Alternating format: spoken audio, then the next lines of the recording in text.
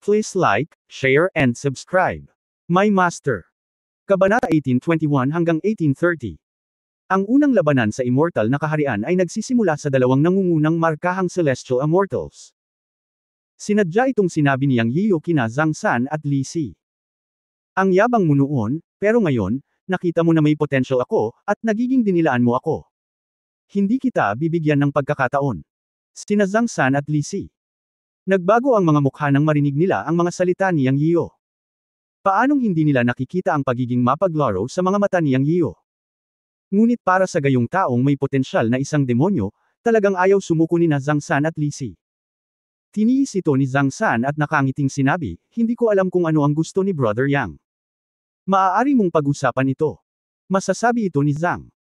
Hanggat handa si Brother Yang na sumali sa ating fairy sect, sa mga tuntunin ng cultivation resources, batay sa talento at potensyal ni Brother Yang, papayag ang headmaster na magbigay ng green light. Maaari ring ay pangako ni Li kay Brother Yang na maibibigay namin sa iyo ang pinakamagandang kapaligiran sa pagtatanim basta't sasali ka sa aming bundok ng engkanto. Mabilis ding nagsalita si Li Si. Haha, ang gusto ko ay malampasan ang kaharian ng immortal na Panginoon. Maaari mo bang ibigay ito sa akin? Nakangiting sabi ni Yang. Kailan? Sinabi ito ni Yang Yiyu, alam ni na Zhang San at Li Si na pinaglalaroan sila ni Yang Yiyu. Pero hindi ko ini-expect na grudge holder pa pala ang batang ito. Pinagalitan lang niya ang mga ito kanina at naghintay dito. Kinaikit ni Zhang San ang kanyang mga mata at sinabing, Brother Yang, ito ang Fairyland, hindi ang cultivation world. Kahit na ikaw ay dragon o phoenix sa cultivation world, ikaw ay isang bug sa Fairyland, maintindihan. Ang pag-recruit sa iyo ay nagbibigay sa iyo ng mukha. Huwag mong isipin na kaya mong maging mayabang dahil lang sa malaki ang potensyal mo. Ang mga taong may potensyal ay dapat mabuhay upang ipakita ang kanilang potensyal. Napakaraming mga henyo na namatay sa kalagitnaan, huwag maging ingrate. Meron pareho. Malambot at matitigas na taktika sa mga salitang ito, at ang banta ay napakalakas. Bagamat walang sinabi si Li Si, naging malungkot ang kanyang mga mata. Sa kanilang mga mata, si Yang Yiyu ay isa na lamang na maliit na ascender, ang pinakamababang antas ng diwata sa Fairyland. Kung hindi dahil sa kanyang potensyal at talento, bihira siyang magsalita ng kalokohan. Hindi ko ini-expect na ganito ka-ignorant ang batang ito. Bilang tugon sa pagbabante ni Zhang San, ngumiti si Yang Yiyan at sinabing, maaari ba akong pilitin kung ayaw kong sumali sa immortal na sekta? Ang immortal na mundo ay may mga patakaran, ang lahat ay kusang loob. Dahil si Brother Yang ay ayaw sumali sa immortal na sekta, natural na hindi natin siya pipilitin. Ngunit kailangan kong paalalahanan si Brother Yang na ang mga walang immortal na sekta sa immortal na mundo ay mga casual na magsasaka lamang. Ang katayuan ng mga casual na magsasaka sa immortal na mundo ay hindi masyadong mabuti. Maaari silang mapatay ng iba, o mapatay man lang ng iba, o kaya'y hindi mapatay ng iba. Sila, hehe, patuloy ni Li Si.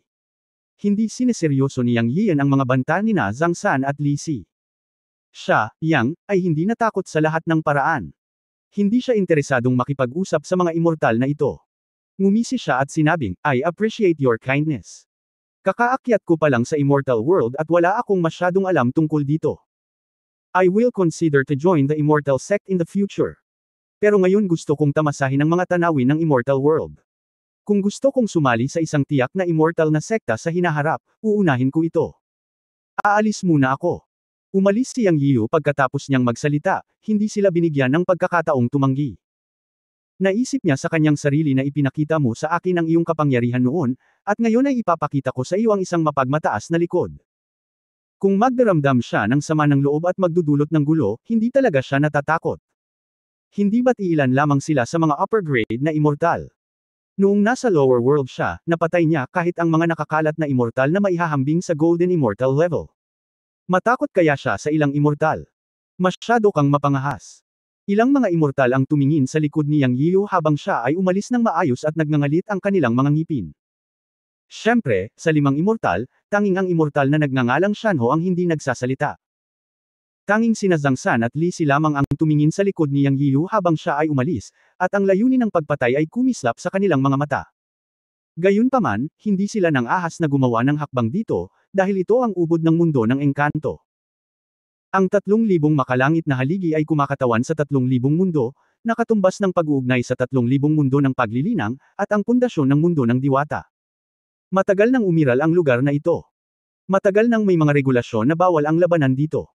Sa katunayan, lahat ng 5 tao ay nauunawaan na talagang pinupuntirya ni Yang Yiyu sina Zhang San at Li Si. Kung hindi sumasali si Yang Yiyu sa Fairy Gate, hindi nila siya mapipilit. Gayunpaman, ang pagpapaalis ni Yang Yiyu ay ang pinaka-hindi kanais-nais na bagay para kina Zhang San at Li Si. Ang potensyal ni Yang Yiyu ay magiging isang malaking banta sa kanila sa hinaharap. Kung hindi nila sinaktan si Yang Yiyu noon, ayos lang, ngunit sinaktan ni Pian Pian si Yang Yiyu noon. At si Yang Yiyu ay nagpakita na ng galit sa kanila, na isang sama ng loob. Sa halip na hintayin ang mga malalakas na malamang na lumaki sa hinaharap, mas mabuting patayin sila ng mabilis. Ano? Magagawa ba ng isang henyo na may malaking potensyal? Pagkatapos mamatay, wala na siya at walang banta. Umalis si Yang Yian sa lugar kung saan siya umakyat sa Heavenly Pillar na may pakiramdam ng ginhawa at mabilis na umalis. Likas na lumipad sa mundo ng engkanto, ngunit mas makapangyarihan ang mga batas ng mundo ng engkanto. Pagkarating ni Yang Yian sa mundo ng mga engkanto, nalaman niyang ang kapangyarihan ng paglipad at ang divine sense ay talagang pinaghihigpitan. Ang kapangyarihan ng mga batas ng mundo ng engkanto ay 10 o 100 beses na mas matatag kaysa sa mundo ng paglilinang. Sa makatuwid, ang kapangyarihan ng paglipad at ang banal na kahulugan ay nabawasan. Nalaman ni Yang Yian na ang ordinaryong bilis ng paglipad ay hindi makakahabol sa bilis ng instant sa cultivation world. At ang kanyang banal na kahulugan sa mundo ng magsasaka ay maaaring lumabas ng 10-10 milyong milya sa isang iglap, ngunit sa mundo ng engkanto, maaari lamang itong lumabas ng 1,000 metro. Masyadong malaki ang contrast. Siya ay medyo nanlumo at nagreklamo sa kanyang sarili, napaka-bullshit Fairyland, pagkatapos umakyat, ang lakas ay talagang nabawasan. Sa oras na ito, sinabi ng Diyos at demonyong ibon na nakasquat sa kanyang balikat, "Anak, dapat makontento ka." Ayon sa pagkakaalam ko, maraming tao na umakyat sa Fairyland ang napigilan ng mga batas ng Fairyland at nahirapang lumipad. Ang Divine Consciousness, hindi, dapat itong tawaging Fairy Consciousness sa Fairyland. Ang kamalayan ng diwata ay maaari lamang ilabas sa maximum na 100 metro, na hindi masama. Ikaw bata ay hindi lamang lumipad, ngunit din ilabas ang diwata kamalayan para sa 1,000 metro. Isa ka talagang freak. Ano pa ang mga? Hindi ka ba kontento? Natuwa si Yang Yian nang marinig niyang nagsalita ang Diyos at Demon Bird, "Uwak, nagsalita ka na sa wakas. Bakit hindi ka nagsalita at tulala sa harap ng mga engkanto noon? Kalokohan, sinusundan kita, delikado na, alam mo. Hindi normal na sundan kita sa Fairyland, at ako ang #1 magic bird sa 3 kaharian, maharlika ako. Ang lakas mo ngayon ay parang isang mahina sa Fairyland, kung hindi ako magpapakababa, hindi ko ba sasayangin ang buhay ko?" Sinabi ng magic bird sa tono na ikaw ay isang tanga. "Sok, ang galing mo lang magsalita, to put it bluntly, takot ka sa kamatayan, kalimutan mo na, hindi kita kakausapin tungkol sa topic na ito, masasabi mo sa akin, ano ang pinagkaiba ng Divine Consciousness at ng Fairy Consciousness? Di ba detection silang dalawa?" Tinanong ni Yang Yiyu kung ano ang gusto niyang malaman. Ang Magic Bird, syempre iba ito. Sa madaling salita, ang banal na kamalayan ay nasa saklaw pa rin ng espiritual na kamalayan, ngunit ito ay medyo mas malakas. Sa mundo ng paglilinang kung saan ang mga batas ay hindi kumpleto, ang paggamit ng banal na kamalayan ay halos para sa pagtuklas. Sa mga tuntunin ng kapangyarihan ng pag-atake, ito ay hindi ganoon kaganda. Ngunit iba ang walang kamatayang kamalayan. Matapos mabautismuhan ng kapangyarihan ng immortal na mundo, ito ang tunay na sublimated na kapangyarihan, na maaaring magamit upang patayin ang kaaway. Ang kapangyarihan ng walang kamatayang kamalayan ay inilalapat sa mga batas, na isang makapangyarihang sandata. Ito ay hindi lamang ginagamit para sa pagtuklas, kundi pati na rin para sa pagpatay sa kaaway. Marami kang malalaman kung dahan-dahan mo itong pag-aaralan. Naunawaan din ni Yang Yiyu ang isang pangkalahatang ideya. Paulit-ulit na binanggit ng Magic Bird ang salitang batas.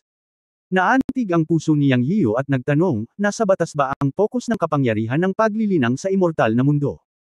Ikaw ay isang batang madaling turuan. Hindi ka tanga. Tama. Sa mundo ng engkanto, bilang karagdagan sa pangunahing enerhiya ng diwata, ang susi sa paglilinang ay ang mga batas. May 3,000 mahusay na paraan sa mundo, at mayroong 3,000 batas.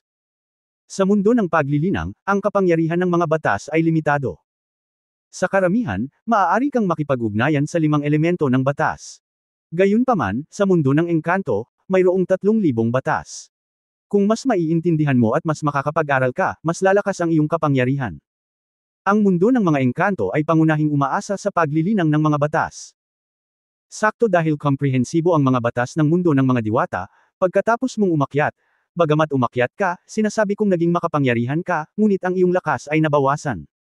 Ito ang dahilan. I see, tumanggo si Yang Yiyo para ipakita na naiintindihan niya. Pagkatapos ay muling sinabi ng Diyos at demonyong ibon, sinadya mo bang galitin ang dalawang mahihinang immortal na iyon ngayon lang? Narinig ni Yang Yiyo ang mga salita ng Diyos at Demon Bird, at sinabing nakangiti, napatay ko ang ika-6 na Turn Immortal sa Sansian Island, at ang kanyang level ay maihahambing sa Golden Immortal in the Immortal Realm. Bagamat sinabi ng matanda na ang mga level ng lower realm ay masyadong natubagan at hindi maihahambing sa mga tunay na immortal sa Immortal Realm.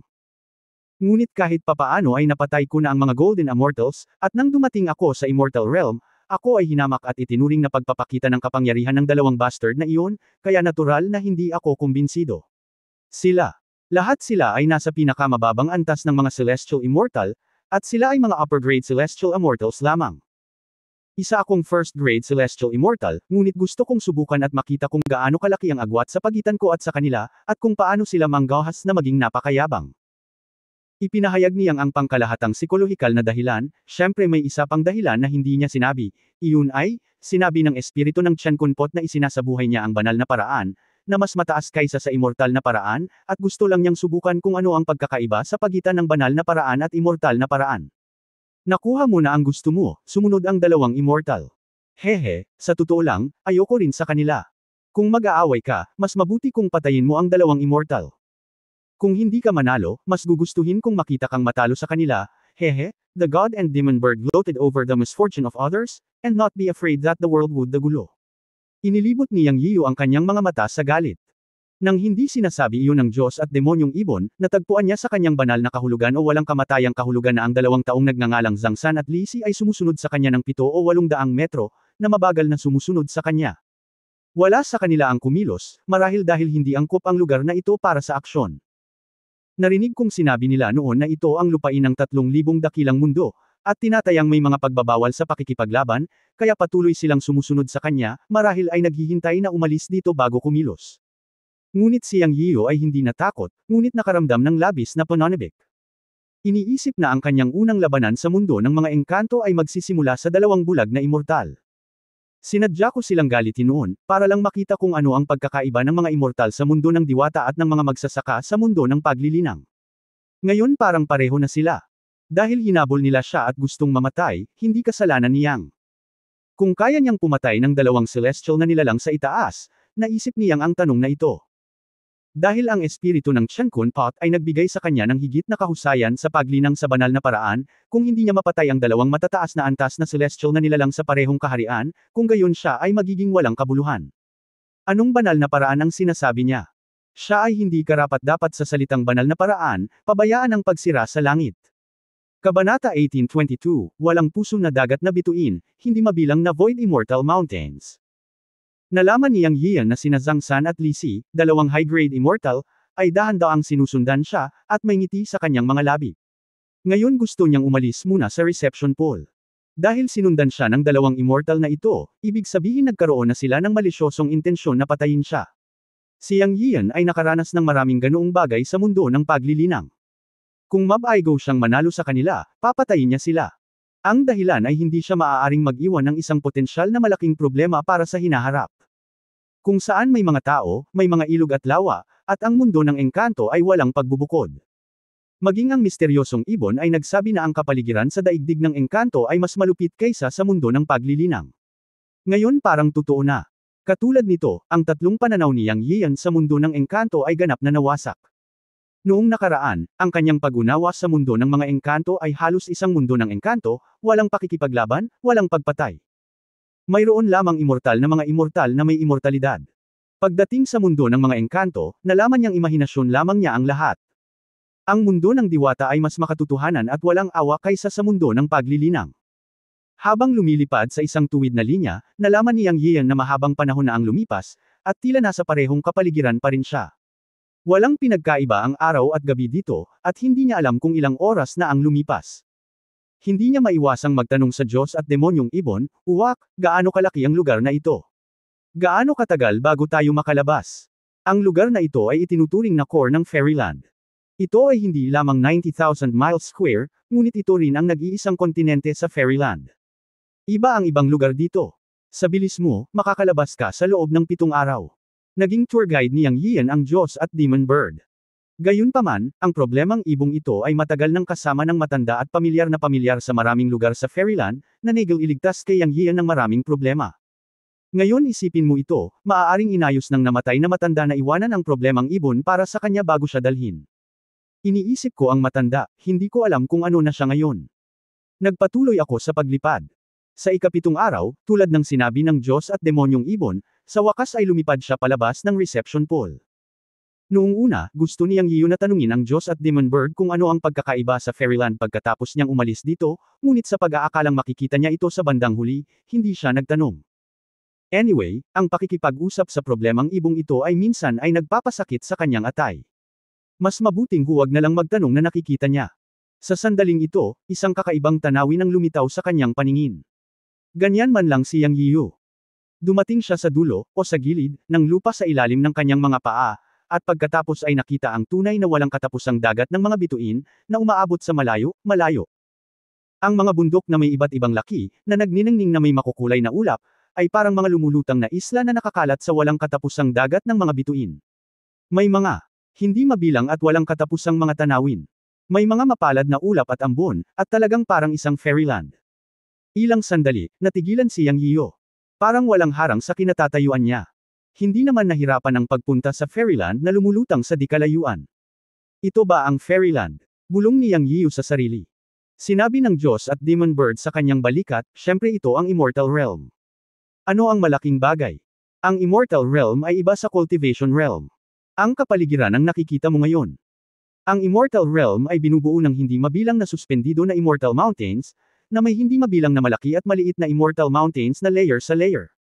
Ang isang maliit na bundok ay katumbas ng isang kontinente, isang mundo, na malayo sa paghahambing ng realm ng paglilinang. Ang Immortal Realm ay napakalaki at walang katapusan. Si Yang Yian ay nabighani dito. Sinabi niya sa kanyang sarili, ako si Yang Yian sa Immortal Realm. Bagamat siya lamang ang pinakamababang antas ng first-grade celestial immortal sa Immortal Realm, hindi bababa sa siya ay umakyat sa Immortal Realm, at isang bagong mundo at entablado ang bumungad sa kanya. Katulad nito, isang bagong dating sa kanya ang Immortal Realm. Ito ang banggaan sa pagitan ng Way of Cultivation of Gods at the Way of Cultivation of Immortals. Kung tungkol sa kung anong uri ng mga spark ang maaaring magawa ng banggaan, si Yang Yian mismo ay hindi alam.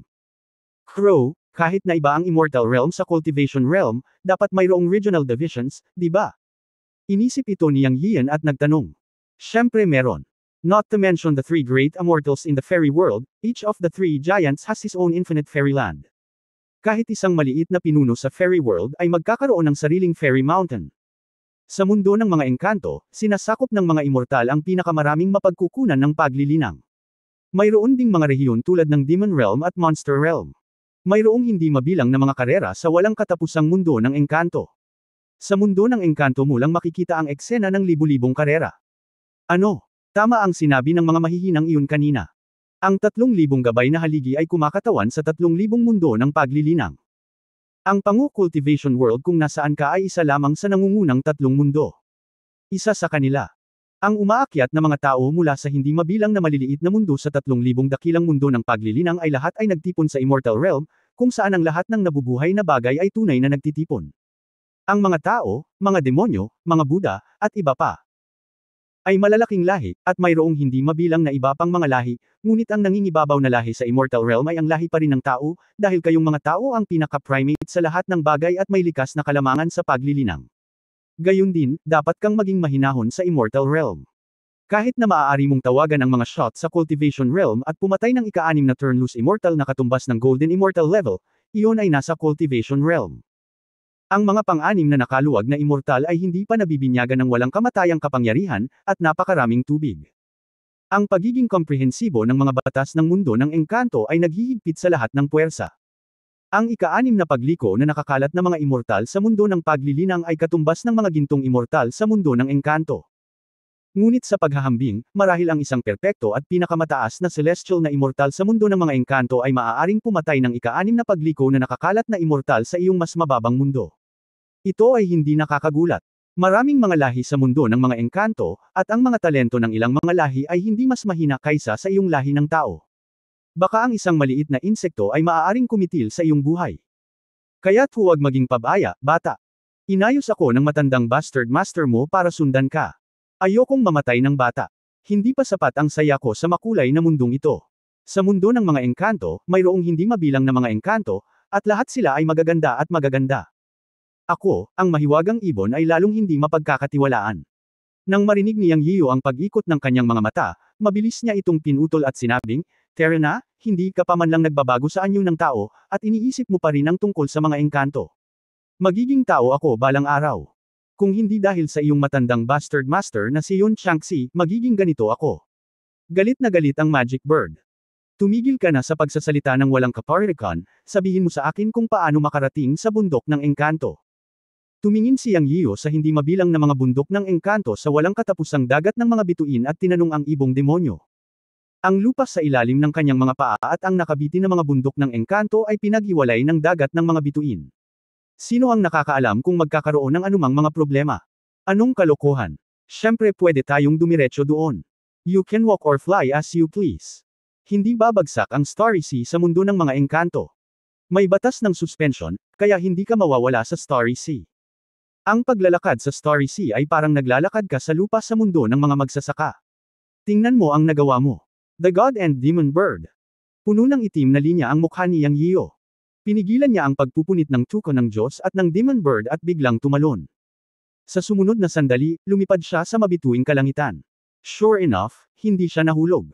Sa halip, naramdaman niya ang isang hindi nakikitang puwersa sa paligid niya, na maaaring panatilihing nasuspend ang kanyang katawan at napakatatag. Kahit na hindi siya gumamit ng magic power, wala namang problema. Sinubukan ni Yang Yiyo na maglakad ng ilang hakbang, at gumana ito, tulad ng paglalakad sa lupa. Ngayon ay naramdaman niyang masaya ito, at pinili niya ang pinakamalapit na bundok ng engkanto sa isang tuwid na linya. Sa kabila ng malayong distansya, may mga maliliit na makukulay na lugar na nakasabit ng baligtad sa mabituing kalangitan, ngunit sinabi ng Diyos at demonyong ibon na mayroong mga engkanto na bundok sa lahat ng dako. Ang mga makukulay na bituin ay nakasabit ng patiwarik sa walang katapusang dagat ng mga bituin. Ang puso ni Yang Yiyo ay puno ng pagkabigla. Ilang bundok ng engkanto ang naroon. Tinapakan niya ang kawalan at galit na tumakbo patungo sa pinakamalapit na bundok ng engkanto, tinanong ang Diyos at ibong demonyo, mayroon bang mga engkanto sa mga bundok na ito? Ang Diyos at demonyong ibon ay nagsabi, ikaw ay hanggal. Paano ito posible? Ang walang kamatayang mga bundok kung saan ang mga immortal o iba pang naglilinang na nilalang ay dapat na puno ng walang kamatayang kapangyarihan. Paano magkakaroon ng mga walang kamatayan o naglilinang na mga nilalang sa hindi mabilang na walang kamatayang mga bundok sa walang katapusang dagat ng mga bituin? Iyon ay hindi makatotohanan. Walang mga nilalang sa maraming walang kamatayang bundok, dahil walang kamatayang kapangyarihan sa ilang walang kamatayang bundok, o ang walang kamatayang kapangyarihan ay napakanipis at hindi angkop para sa paglilinang, kaya tinawag silang mga inabandunang bundok na walang kamatayan. At may mga mabangis na immortal na hayop sa ilang immortal na bundok, na napakalakas. Ang mga immortal ay hindi nang ahas na pumasok ng madali. Ang ilang immortal na bundok ay may mga latian at nakal-alasong miasma, at ang kapaligiran ay lubhang masama. Meron. Gayon din ang ilang immortal na bundok na inookupahan ng mga napakalakas na Panginoong Halimaw, o mga grupo ng maliliit na insektong demonyo at insekto ng demonyo sa mundo ng mga engkanto. Pagkapasok, hindi nila iiwan kahit ang mga buto at nalalabi, na lubhang nakakatakot.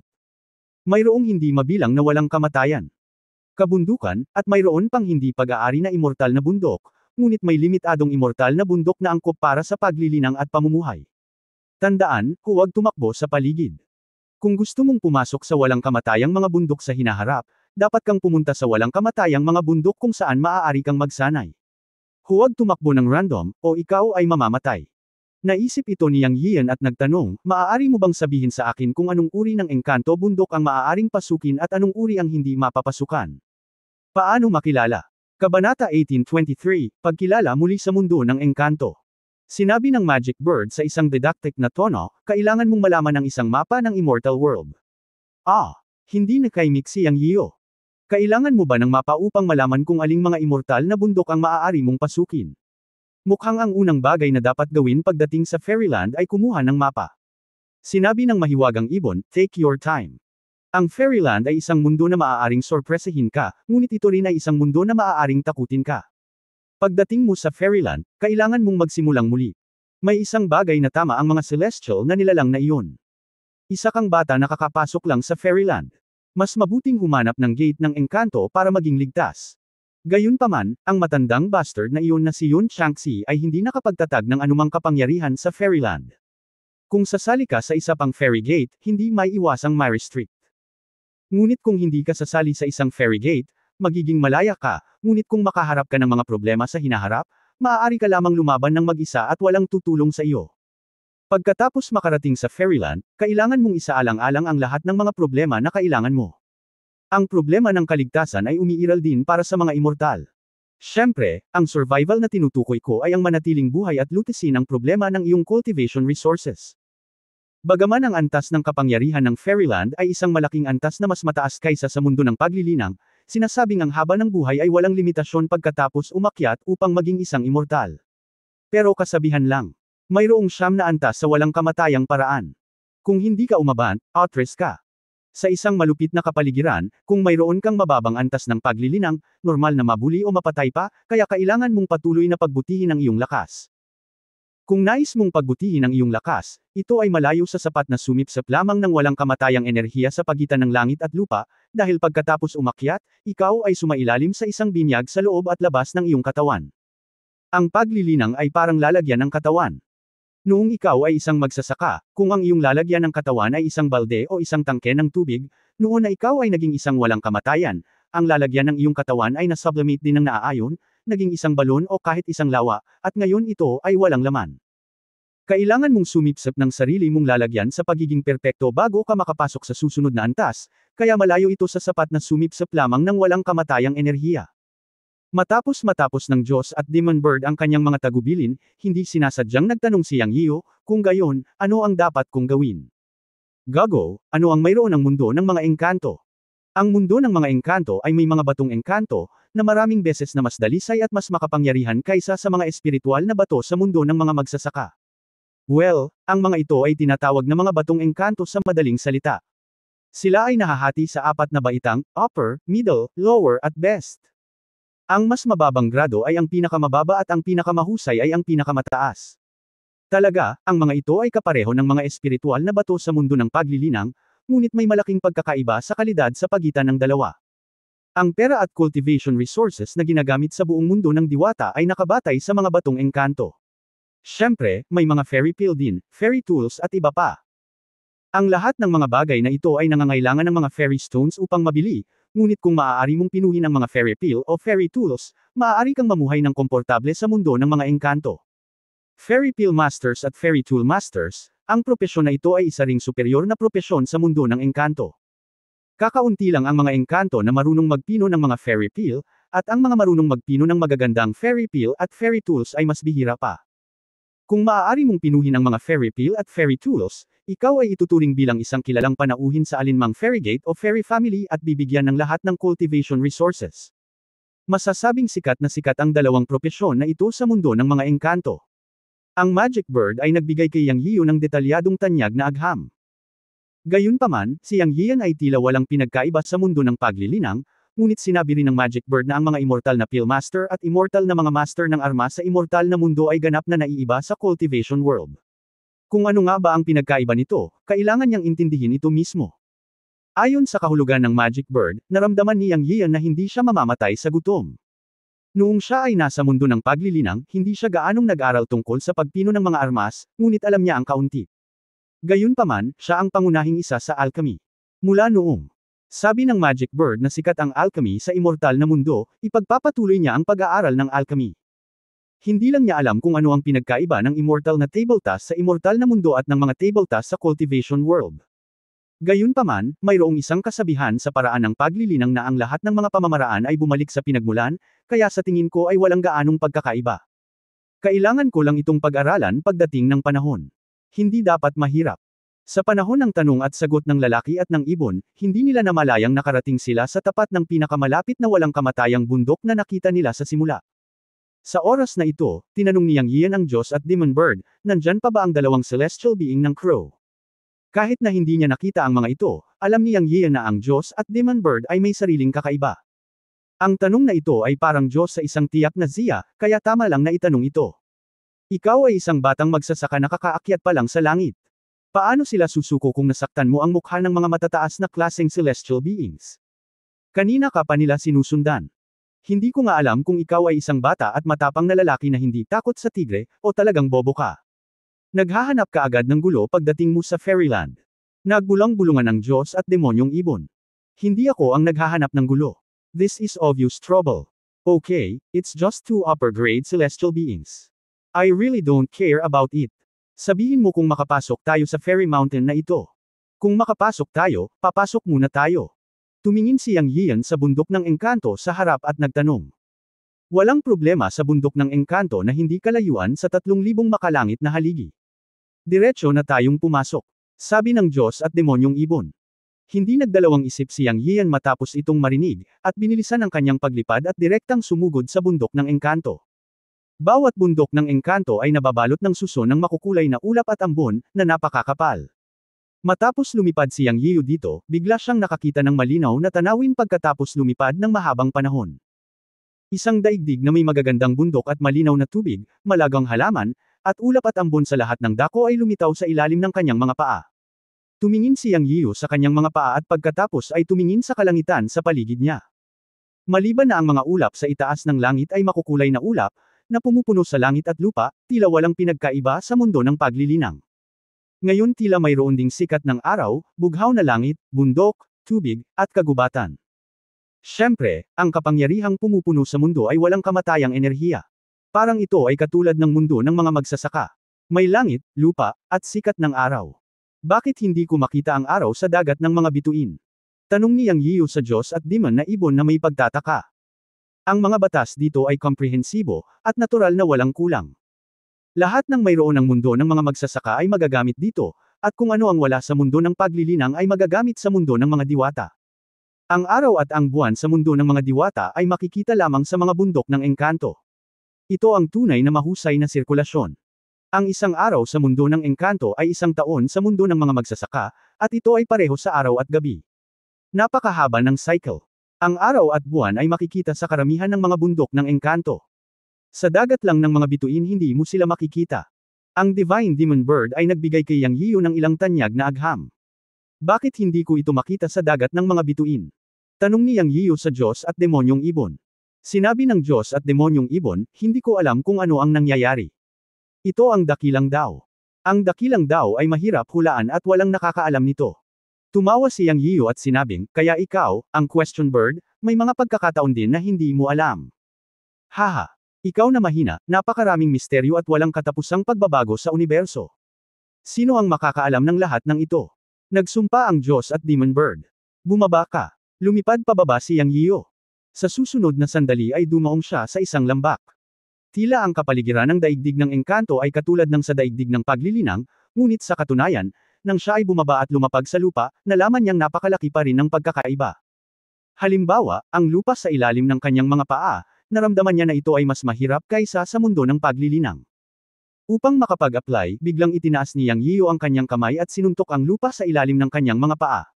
Bang! Sa isang malakas at walang katulad na buong lakas na suntok, ginamit niya ang mutated Shankuniden power sa kanyang katawan para tumama sa lupa, na gumawa ng mapurol na tunog. Sa susunod na sandali ay sumigaw si Yang Yiu. Sa hindi inaasahan, ang kanyang buong lakas na suntok ay nag-iwan lamang ng kalahating pulgadang marka ng kamao sa lupa. Ang pangunahing punto ay ang kanyang kamao ay sumakit. Ang tigas ng lupa sa mundo ng mga engkanto ay higit sa kanyang imahinasyon. Kung ang suntok niya ay nasa mundo ng mga magsasaka, sapat na para gumuho ang isang bundok. Ngunit dito, nag-iwan lamang ito ng marka ng kamao sa lupa at nasaktan ang kanyang kamao. Hahaha, ang tanga mo, matagal ko nang sinabi, ang mga batas ng mundo ng mga engkanto ay komprehensibo, at walang maihahambing sa mundo ng paglilinang. Nagbunyi ang Diyos at demonyong ibon. Hindi lang ako naniniwala. Ang tigas ng ulo ni Yang Yiu ay bumangon, nakatingin sa isang maliit na puno na may makakapal na mga braso sa tabi niya, ang pilak na liwanag ng Dragon Slaying Sword ay kumislap sa kanyang kamay, at inilipat niya ang kapangyarihan sa kanyang katawan upang putulin ang maliit na puno. Boom! Bueno, sa susunod na sandali ang maliit na puno ay yumanig, at walang dahon na nahulog. At ang maliit na puno ay hindi pinutol ng espada gaya ng kanyang inaakala. Gayunpaman, isang bagay na hindi naramdaman ni Yang Yiyo na masyadong nakakahiya ay na bagaman pinutol ng Dragon Slaying Sword ang maliit na puno sa kalahati, ang talim ay tumaga sa puno ng higit sa 1 pulgada. Pagkatapos, nagpupumilit na hilahin ang Dragon Slaying Sword mula sa puno ng puno, nakaramdam ng pagkabigo si Yang Yiyo. Bulong niya sa kanyang sarili, minili ko ang mundo ng mga engkanto. Mukhang kailangan kong makilala muli ang mundo ng mga engkanto. Hahaha. Anak, sa tingin mo ba ang mundo ng mga engkanto ay ang iyong kaharian ng mga magsasaka? Matagal nang sinabi ng Celestial na nilalang na ito na ikaw ay isang dragon sa mababang kaharian, ngunit isa ka lamang nauod sa mundo ng mga engkanto. Hindi mo man lang maputol ang isang puno sa daigdig ng mga engkanto. Hindi ko talaga maintindihan kung sino ang nagbigay sa iyo ng lakas ng loob na sakta ng isang mataas na uri ng nilalang na Celestial. Sa oras na ito, isang sarkastikong boses ang narinig. Biglang lumingon si Yang Yiyo, para lamang makita na ang dalawang high-grade celestial na nilalang na nagngangalang Zhang San at Li Si ay lumitaw 30 metro ang layo, naglalakad palapit sa kanya ng hakbang-hakbang. Kabanata 1824, ang kapangyarihan ng Diyos at ang kapangyarihan ng batas. Inaasahan lang ang pagdating ng dalawang celestial being. Kinaikit ni Yang Yiyo ang kanyang mga mata at tinitigan sila. Kung hindi niya sineseryoso ang matataas na uri ng celestial beings noon, sineseryoso niya ang mga ito sa sandaling ito. Dahil binago niya ang kahulugan ng celestial na mundo. Ang lupa at isang puno sa celestial na mundo ay lampas sa kanyang inaasahan, kaya ang mga celestial na nilalang sa celestial na mundo ay higit pa, kahit na ang kabilang partido ay ang pinakamababang antas na celestial na nilalang sa celestial path. Sa sandaling ito, nagbago ang pananaw ni Yang Yiyo sa lakas ng mundo. Laging tama na mag-ingat. Bilang karagdagan, si Yang Yiyo ngayon ay may tiwala sa mga taong ito. Sa isang kisap mata, pinalibutan ng dalawang celestial na nilalang si Yang Yiyo sa kaliwat kanan, na may mapanuksong tingin sa kanilang mga mukha. Anak, sigurado ka bang mapapatay mo ang dalawang mahihinang ito? Kung hindi ka sigurado, humanap ka ng paraan para tumakas. Bibigyan kita ng ideya. Maaari kang tumakas. Ang Diyos at demonyong ibon ay tumingkayad sa kanyang balikat at ipinadala ang mensahe. Iginala ni Yang Yiyan ang kanyang mga mata nang marinig niya ang pag-uusap ng Diyos at Demon Bird, at ipinadala rin ang mensahe, ikaw ang Diyos at Demon Bird no. Isa sa 3 kaharian. Sa tingin ko ay malambot ka rin. Huwag mong sabihin kasama mo ako kapag lumabas ka. Hindi mo kayang mawala ang taong ito. Little bastard, iniisip kita. Ako ang no. Isa sa 3 realms, pero hindi ko sinabing ako ang no. Isa sa 3 realms in terms of strength. Galit na galit ang Diyos at demonyong ibon. Gayunpaman, natagpuan ni Yang Yiyan ang mga kalamangan nito kapag nakikinig ito sa pakikipag-usap. Makapal talaga ang balat nito. Ako ay masyadong tamad makipagtalo sa Diyos at ibong demonyo. Nakaharap ang dalawang high-grade celestial beings, hindi tatakbo si Yang Yiyan. Pagkatapos lang, ang mga uod na bangkay ng dragon ay lumaban, alam ko ito. Nakapikit ang kanyang mga mata at nakatingin sa dalawang celestial na nilalang, sinabi ni Yang Yiyo, ano? Gusto mong pumatay ng mga tao kung hindi mo sila ma-recruit. Haha, you can understand it this way, kid. You can pumatay a small ascender, but you really think you are a genius because you have great potential. Mayroong hindi mabilang na mga nilalang sa mundo ng engkanto, at walang kakulangan ng mga henyo. Isa ka lang potensyal na henyo. Ang pangunahing punto ay ang mga henyo ay maaari lamang maging mga henyo kapag sila ay lumaki, at ang mga namamatay na bata ay mga langgam lamang. Kung gusto mong sisihin ang isang tao, sisihin mo ang iyong sarili dahil hindi mo alam kung ano ang makakabuti para sa iyo. Hindi ka lang tumanggi na ipakita sa amin, kundi nang ahas ka pang hiyain kami. Ngayon, ituro namin sa iyo ang unang aralin ng pagpasok sa mundo ng engkanto at sabihin sa iyo kung ano ang nagiging uod ng dragon, ang inatake ng diwata na nagngangalang Li Si Yang Yiyo sa isang iglap. Siya, bahagyang iwinagayway ang palad kay Yang Yiyo, tila walang lakas, ngunit napaka-alerto ni Yang Yiyo. Pagkatapos ng lahat, ito ang kanyang unang labanan sa mundo ng mga engkanto, at isang tunay na engkanto ang kanyang kinakalaban, hindi isang engkanto mula sa isla ng Sansian. Gumalaw si Li Si gamit ang isang palad, at hindi rin nagkaimik si Zhang San, at sinuntok mula sa kabilang panig. Dalawang high-grade na immortal ang sabay-sabay na umatake. Talagang mataas ang tingin mo sa akin, sabay atake. Sa sandaling ito, iniwagayway ni Yang Yiyan ang Dragon Slaying Sword sa kanyang kamay. 8 pagkawasak, hiwa. Sa pagwawalis, winalis ng espada ang dalawang immortal. Lumabas ang Dragon Slaying Sword, naghihintay na tumunog ang espada, kumislap ang pilak na ilaw, hinimok ni Yang Yiyan ang kapangyarihan ng inner elixir sa kanyang katawan, at ang kapangyarihan at aura na ipinakita niya ay hindi mas mahina kaysa sa dalawang immortal.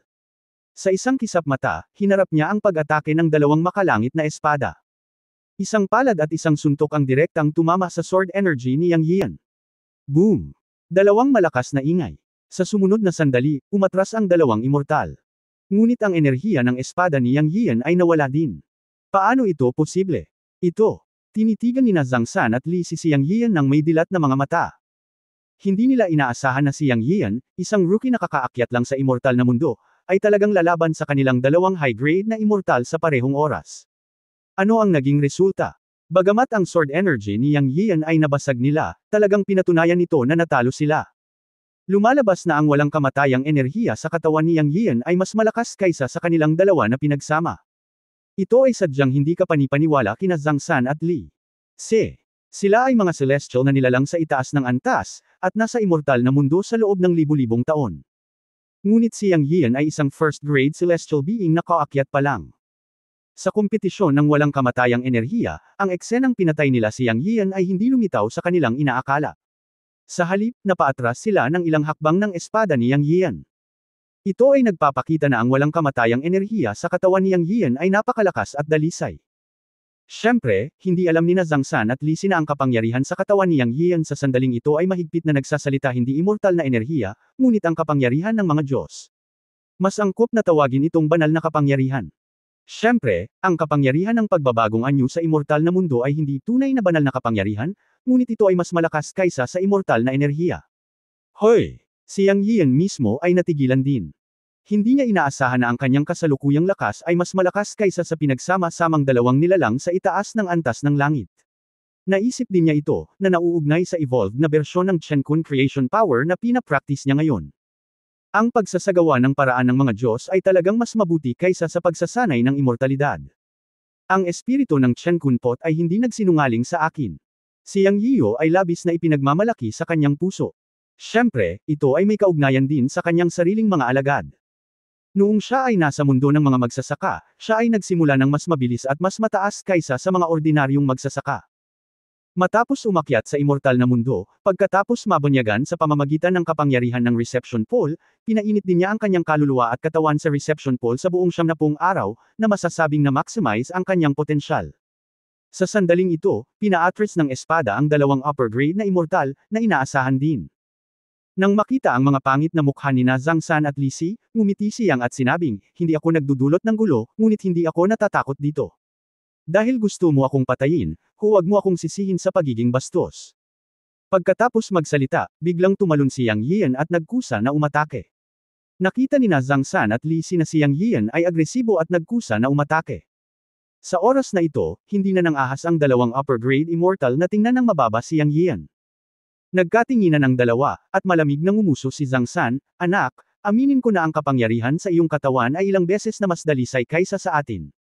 Tunay na mas malakas ito kaysa sa atin. Minamaliit kita. Ngunit sa tingin mo ba talaga na ang paraan ng mga immortal ay kapangyarihan lamang ng walang kamatayang esensya? Hayaan mong sabihin ko sa iyo, kung gayon nagkakamali ka. Madali pa rin para sa amin na patayin ka. Mamatay ka, mangmang na langgam. Biglang natapos magsalita si Zhang San at may kumislap na liwanag sa kanyang kamay. Parang magic weapon na gawa sa bato. Ang hugis nito ay parang batong martilyo, ngunit ang isang dulo ay korteng kono at matulis, at ang kabilang dulo ay hugis batong martilyo. Biglang sumigaw si Zhang San, bato ng lupa, saksak. Anak, mag-ingat ka, ginamit ng kabilang partido ang kapangyarihan ng batas. Ang kombinasyon ng walang kamatayang esensya na kapangyarihan at pamamaraan ay ang paraan ng mga immortal. Ang batas ay nahuhubog, ang walang kamatayang diwa, at ang mahiwagang sandata ay ang daluyan. Ang tatlo ay pinagsama sa isa, at ang kapangyarihan ay walang hanggan.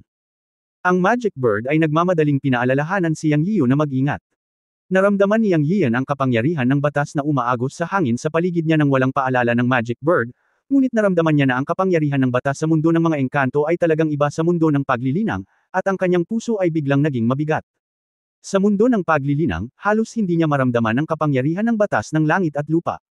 Nang makalaya ang kanyang kaluluwa ay naramdaman niya ang kapangyarihan ng batas ng langit at lupa.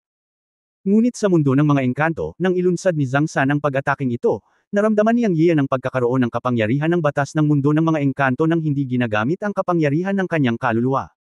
Ito ang pinakahalatang pagkakaiba. Boom boom boom. Halos hindi na siya makapag-react, Umungol ang lupa, yumanig ang lupa sa paligid, at lumabas sa lupa ng lupa ang matutulis na mga halijing bato na hugis kono, halos kapareho ng hugis ng sandata ng engkanto na bato sa kamay ni Zhang San. Ito, bigla siyang sinaksak. Lumipad si Yang Yian upang maiwasan ito sa unang pagkakataon. Ngunit sa sandaling ito, narinig niyang umungol muli si Zhang San, Fusion. Boom boom boom. Nakita niya ang mundo ng mga engkanto sa kamay ni Zhang San na biglang bumagsak sa kanya. Pagkatapos ay lumitaw ang isang malaking batong martilyo mula sa manipis na hangin sa itaas ng kanyang ulo at binasag sa kanya. May matulis na mga spike ng bato sa paligid ng kanyang mga paa, at isang batong martilyo ang nahuhulog sa kanyang ulo. Nakaramdam si Yang Yian na malakas at ayaw niyang harapin ito ng direkta, kaya naghanda siyang umiwas. Ngunit sa oras na ito, isang malalim na tinig ang tumunog sa likuran niya, kahoy na baging, gusot. Ito ang boses ni Li Si. Nagulat si Yang Yian at naramdaman niyang lumubog ang kanyang mga paa. May isang baging pala na lumitaw sa kanyang bukong-bukong at sumabit sa kanyang bukong-bukong. Sa isang iglap ay nahila pababa ang kanyang katawan na tumalon at muling bumagsak sa lupa. Sa sandaling ito, ang mga spike ng bato ay nakaharang sa kanyang buong paligid. Sa itaas ng kanyang ulo ay isang malaking batong martilyo na binago ni Zhang San sa pamamagitan ng batas, at sa ilalim ng kanyang mga paa ay nakasabit ng mga baging na ginawa ni Li Si, kaya hindi siya makagalaw. Hindi na kailangang sabihin, ginamit din ni Li Si ang kapangyarihan ng batas na maaaring mag-transform sa mga baging. Ngayon ay hindi na niya maitago. Maaari lamang labanan ito ng direkta. Kinagat ni Yang Yian ang kanyang mga ngipin, hinimok ang kanyang kaluluwa at ang kapangyarihan sa kanyang katawan, at umungal, ayusin. Ito ay isang spell na natutunan niya mula sa batas na Daoist rune na itinuro ng misteryosong ibon. Sa oras na ito, umaasa na lang siyang gagana ito, kung hindi ay matamaan siya ng martilyo ni Zhang San at mababalatan siya kapag hindi siya namatay. Buzz! Sa sumunod na sandali, tumahimik ang buong mundo. Tuwang-tuwa si Yang Yian. Ang immobilization technique na ginamit niya ay gumana. Kabanata 1826, maging ang mga immortal ay may kaawa-awang tao. Mga multo. Tapos na ang mga salita ng Magic Bird. Ngunit mas naramdaman ni Yang Yian na may mali sa utak ng problemadong ibong ito. Minsan ay ipinaliwanag nito sa kanya ang isang bagay ng detalyado at seryoso, kung minsan ay natutuwa ito sa pangyayari, kung minsan ay nagbibigay ito ng mga tagubilin, at kung minsan ito ay isang pagsubok lamang. Anyway, hindi nakikita ni Yang Yian ang ibong ito. In summary, may mali sa utak nito. Matapos pakinggan ang mga salita ng Magic Bird na tila sumusubok sa kanya, gusto ni Yang Yian na sampain ito, ngunit nagpigil siya. Kasabay nito, natutuwa din siya na hindi niya nilamon ang Dao Yuan ng dalawang immortal, kung hindi, baka malagay talaga siya sa malaking gulo. Kung nawasak na ngayon ang bangkay, kahit nahabulin siya ng mga amo ni Zhang San at Li Si, makakahabol lang sila sa eksena, at aalis na sana siya noon. Huwag ka lang tumayo dyan na parang tulala. Pumunta ka at tingnan mo ang katawan ng dalawang mahihina kung mayroon kang kultibasyon na mapagkukunan na magagamit mo. Sa mundo ng mga engkanto, ang malalakas ay iginagalang at kinakain ng mga tao ang isa't isa. Kung gusto mong maging malakas, dapat mong bilasan ang iyong paglilinang at pagbutihin ang iyong lakas. Kung hindi man, nakita mo na ang dalawang mahihina sa matataas na baitang ay maaaring mang-api sa iyo, hindi pa banggitin ng mga immortal na may mataas na antas. Kung talagang nasagasaan mo sila, mamamatay ka ng 100 beses. May isa pa akong gustong ipaalala sa iyo. Dapat mong maranasan ang kapangyarihan ng batas. Ngayon ay maswerte ka. Pabaya ka nang humarap sa iyo ang dalawang mahina. Kung hindi, ginamit nila ang kanilang buong lakas mula pa noong una. Kahit na gumamit ka ng immobilization technique, wala itong silbi. Tandaan na mayroong 3,000 batas sa mundo ng engkanto, na 3,000 mahusay na paraan. Ang naranasan mo sa mundo ng paglilinang ay wala. Ang pangunahing punto ay pagkarating sa Fairyland. Magsisimula kang umintindi muli. Kung mas at mas mahusay ka sa kapangyarihan ng mga batas na iyong naiintindihan, mas malakas ang iyong lakas. Ang mga batas ng Fairyland ay may mga katangian, na ganap na naiiba sa kapangyarihan ng mga batas na iyong pinagkadalubhasaan at naintindihan noon. Ang kapangyarihan ng mga batas na iyong naintindihan noon ay maaari lamang ituring na isang napakahalo-halong panimula. Sa simula, kailangan mong maunawaan ang mga katangian ng mga batas na iyong naiintindihan, na nangangahulugang kailangan mong magsimulang muli at magsanay mula sa simula. Ang antas ng lakas ay nakabatay sa kapangyarihan ng Tao Yuan sa iyong katawan, at ang paggamit ng mga batas upang tumulong ay isang kumpletong labanan. Ang mga batas ng Fairyland ay ang pundasyon ng Taoism. Ang paggamit ng anumang Taoismo ay hindi maaaring ihiwalay sa kapangyarihan ng mga batas. Ang kapangyarihan lamang ng mga batas ang makapagpapakita ng makapangyarihan at mataas na antas ng Taoismo laban sa kaaway. Naiintindihan mo ba, sa Sa sandaling ito, ang Diyos at Demon Bird ay parang isang guro na nagtuturo kay Yang Yiyo. Kaya naisip ni Yang Yiyo na ang Diyos at demonyong ibon ay isang taong may problema sa utak, minsan seryoso, minsan baliw. Tumanggo si Yang Yiyo, na itinuturing na tinatanggap ang patnubay ng Diyos at Demon Bird. Gayunpaman, mayroon siyang pagdududa sa kanyang puso, ngunit hindi niya alam kung dapat ba niyang tanungin ang Diyos at demonyong ibon. Ang pagdududa sa kanyang puso ay noong si Yang Yiyan ay nasa mundo ng cultivation, pinagsama na niya ang itim at puting mga globo sa Tiankunpot sa kanyang katawan, na nagdulot ng malaking pagbabago sa kanyang katawan at nag-condense ng kalahating itim at kalahating puti na Tiankunpot peel. Ayon sa kahulugan ng God and Demon Bird, ang itim at puting Tiankun peel sa kanyang katawan ay dapat tawaging Daoyuan. At ang oras ng paghalay ay hindi tama. Dapat ay kapag siya ay umakyat at pumasok sa receiving pool para sa tempering, na ang Daoyuan ay maaaring ma-condense. Ngunit sa kanyang kaso, pinakondense niya ang Daoyuan bago siya umakyat. Hindi alam ngayon ni Yang Yiyan kung ang itim at puting Tiankun peel sa kanyang katawan ay kapareho ng Daoyuan. Bilang karagdagan, kahit na ito ay Daoyuan, ito ay ibang-iba sa Daoyuan sa ibang mga immortal. Ang Daoyuan sa katawan ni Zhang San at Li Si ay makulay, ngunit ang Daoyuan sa kanyang katawan ay itim at puti. Sa usapin ng kapangyarihan, ang nakaraang pakikipaglaban kina Zhang San at Li Si ay dumating din sa isang conclusion, iyon ay, ang kapangyarihan sa kanyang katawan ay lubhang nangingibabaw, habang ang kapangyarihan ng walang kamatayan ay banayad. Kung ikukumpara sa dalawa, ang kapangyarihan sa kanyang katawan ay higit pa sa antas ng walang kamatayang kapangyarihan ng Yuan. Kahit na ang kapangyarihan sa Dao Yuan ni Zhang San at Li Si ay hindi kasing dalisay ng kapangyarihan ng Chen Kunpil sa kanyang katawan. Ito ay kung saan siya ay ganap na naiiba mula sa mga immortal. O marahil ito ang pagkakaiba sa pagitan ng paraan ng mga Diyos at ang paraan ng mga immortal. In short, parang napakalakas ng advantage niya ngayon. Ngunit si Yang Yiyo ay medyo nag-aalala sa mahabang panahon. Kung ikukumpara sa sinabi ng espiritu ng Chen Kunpot sa simula, siya ay magiging ganap na dayuhan pagkatapos niyang dumating sa immortal na mundo. Dahil marahil siya lamang ang nag-iisa sa buong immortal na mundo na nagsasagawa ng paraan ng mga Diyos. Hindi ko alam kung ito ba ay mabuti o masama. Ang daang tatahakin niya ngayon ay ganap na hindi kilalang daan.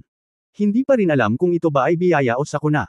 Gayunpaman, may isip ni Yang Yiyo na ang kalsadang ito ay hindi dapat maging mapayapa, at maaaring siya ay mapapahamak. Ang diwa ng Chen Kunpot ay orihinal na nangangahulugan na ang Chen Kunpot ay pinili siya bilang master, nagbigay sa kanya ng pinakamataas na kakayahan sa mundo, at nagbigay sa kanya ng isang bagay na wala sa iba. Pero at the same time, kinidnap din siya nito. Ang pagpayag sa kanya na gawin ang paraan ng mga Diyos ay hayaan siyang malampasan ang mga immortal at pagkatapos ay masira ang kalangitan. Ang nabasag ay ang langit ng walang kamatayang mundo, at ang nabuksan ay ang daan patungo sa tunay na langit ng tatlong kaharian, dahil ayon sa mga salita ng espiritu ng Chen Kunpot, ang tunay na langit ay kinokontrol ng isang tao, na lumalabag sa tunay na operasyon ng dakilang daan. Ang pag-iral ng mga langit ay hindi nais na ang mga immortal ay magkaroon ng direktang pag-akses sa mga langit, at pinaghihigpitan ng landas ng mga immortal patungo sa langit, kaya kailangan niyang basagin ang mga langit. Hindi. Kahit gaano karaming tanong ang hindi sinabi ng espiritu ng Chen Kunpot, maaaring hulaan niyang Yiyo na ang pag-iral sa likod ng mga eksena ay lampas sa kanyang imahinasyon, ngunit hindi ito ang naiisip niya ngayon. Ang langit ng tatlong kaharian ng langit, lupa at tao, ang daan ng mga Diyos ang kaharian ng mga Diyos. Biglang naisip ni Yang Yiyo ang God Cemetery sa Earth, at kung ano ang sinabi sa kanya ng Kilin Soul. Siya ay sinabihan na huwag pumunta sa God Cemetery kung wala siyang lakas ng isang immortal na emperador. Ang God Cemetery, isang lugar upang ilibing ang mga Diyos. Isang lugar na nagtatago ng isang malaking sikreto. Ngayon ay tila may kinakailangang koneksyon sa pagitan nito at sa sinabi ng Chen Kunpot. Kung ang isang Diyos ay maaaring ilibing, kung gayon. Hindi nang ahas si Yang Yiyan na mag-isip tungkol sa mga sumusunod na bagay. Nanginginig siya sa kanyang puso. Ang pinakamahalagang bagay ay sinabi ng espiritu ng Chen Kunpot na mayroon lamang siyang 10,000 taon. Kung hindi niya masira ang langit sa loob ng 10,000 taon, mamamatay siya. Sa pag-iisip nito, nakaramdam ng pait si Yang Yiyan, ngunit nakaramdam din ito ng matinding galit. Pakiramdam niya ay kontrolado ng espiritu ng Chen Kunpot ang kanyang kapalaran. Talagang ang Chen Kunpot ang naging matagumpay sa kanya at ang Chen Kunpot ang nagpabagsak sa kanya. Sa pag-iisip ng mga bagay na ito sa kanyang isipan, pumunta si Yang Yiyan kina Zhang San at Li Si at nagsimulang linisin ang larangan ng digmaan, pansamantalang iniwan ang masasamang bagay na ito. Naisip niya na kapag nakahanap siya ng oras, mahahanap niya ang espiritu ng Chen Kunpot at magtatanong tungkol sa mga bagay na ito. Sa susunod na sandali, nagliwanag ang mga mata ni Yang Yian at ikinaway niya ang kanyang kamay, at dalawang singsing na imbakan ang dumating sa kanyang kamay. Bagay ito kay Zhang San at Li Si. Gamit ang isa pang pagwagayway ng kanyang kamay, nag-alab ang apoy kina Zhang San at Li Si, ganap na sinisira ang kanilang mga katawan. Akala ko napaka-advance na ng storage treasures ng mga immortal sa fairy world, pero mga storage ring din pala sila. Ungol ni Yang Yiu habang hawak ang singsing sa kanyang kamay. Ang Diyos at Demon Bird ay nagsabi, "Ano ang alam mo, bata?" Sa katunayan, ang lahat ng mga pamamaraan ng paglilinang, mga kagamitan sa pagpino at mga tabletas, at iba pa. Sa mundo ng paglilinang ay lahat ay ipinasa mula sa mundo ng mga engkanto, ngunit ang ilang mga bagay ay may diskwento sa mas mababang mundo, tulad ng singsing sa imbakan. Sa mundo ng engkanto, makikita mo ang tunay na engkanto na pangunahing singsing na imbakan, na siyang pinakakumpletong singsing na imbakan. Ang pino sa mundo ng mga engkanto ay may espasyong hindi bababa sa 100 metro kwadrado, hindi katulad ng maliliit na singsing sa imbakan sa mundo ng magsasaka, na maaaring magkaroon lamang ng ilang metro kwadrado, at hindi sila matatag. Sila ay babagsak anumang oras kapag nakatagpo ng malalakas na puwersa. At ang mga fairy storage magic treasures na pino sa mundo ng mga engkanto, ilang high-level storage ring, kahit na sumabog, ay hindi na muling sasabog. Ang espasyo sa loob ay napaka-stable, tingnan natin kung ano ang nasa storage ring ng dalawang mahinang manok na iyon. Nang walang paalala ng chismis ng Diyos at Demon Bird, naskan din ni Yang Yiu ang mga storage ring nina Zhang San at Li Si sa kanyang walang kamatayang kamalayan. Nako! Kawawang multo! Mapanghamak na sabi ni Yang Yiu, at 7 mababang uri ng engkanto na bato ang lumitaw sa kanyang kamay. Ito ang kombinasyon nina Zhang San at Li Si. Ang isang storage ring ay may 4, at ang isa ay may 3 immortal na bato. Bukod doon, walang immortal na damo. Labis na nadismaya si Yang Yian. Hindi niya akalain na magkakaroon ng ganito kahirap na tao sa immortal na mundo. Ito ay talagang isang mahirap na tao. Akala ko ay may isang walang kamatayang tableta para matikman ko. Ngunit muli, hindi masama ang magkaroon ng 7 walang kamatayang bato. Dapat kang makontento. Dapat mong malaman na ang buong immortal na mundo ay nagtitipon ng mga magsasaka mula sa buong 3,000 mundo. Ang mga magsasaka mula sa 3,000 mundo ay nagtipon lahat sa immortal na mundo. Ang cultivation world na kinaroroonan mo ay isa lamang sa 3,000. Meron. Hindi mabilang na mga immortal sa buong immortal na mundo, hindi banggitin ang pagkakaroon ng ibang mga lahi. Sa hindi mabilang na mga nilalang, natural na hindi magkakaroon ng maraming mapagkukunan. Naaalala ko na maraming taon na ang nakalilipas, nakatagpo ako ng isang immortal na hari na pumunta sa restaurant sa Great Immortal City para maging waiter ng isang fairy stone. Ang mga immortal na bato sa immortal na mundo ay ang pangunahing mapagkukunan ng paglilinang, kaya kahit na ang mababang antas ng immortal na mga bato ay mahalagang mga mapagkukunan. Mabuti para sa iyo na umani ng 7 mababang uri ng immortal na bato. Sabi ng Magic Bird.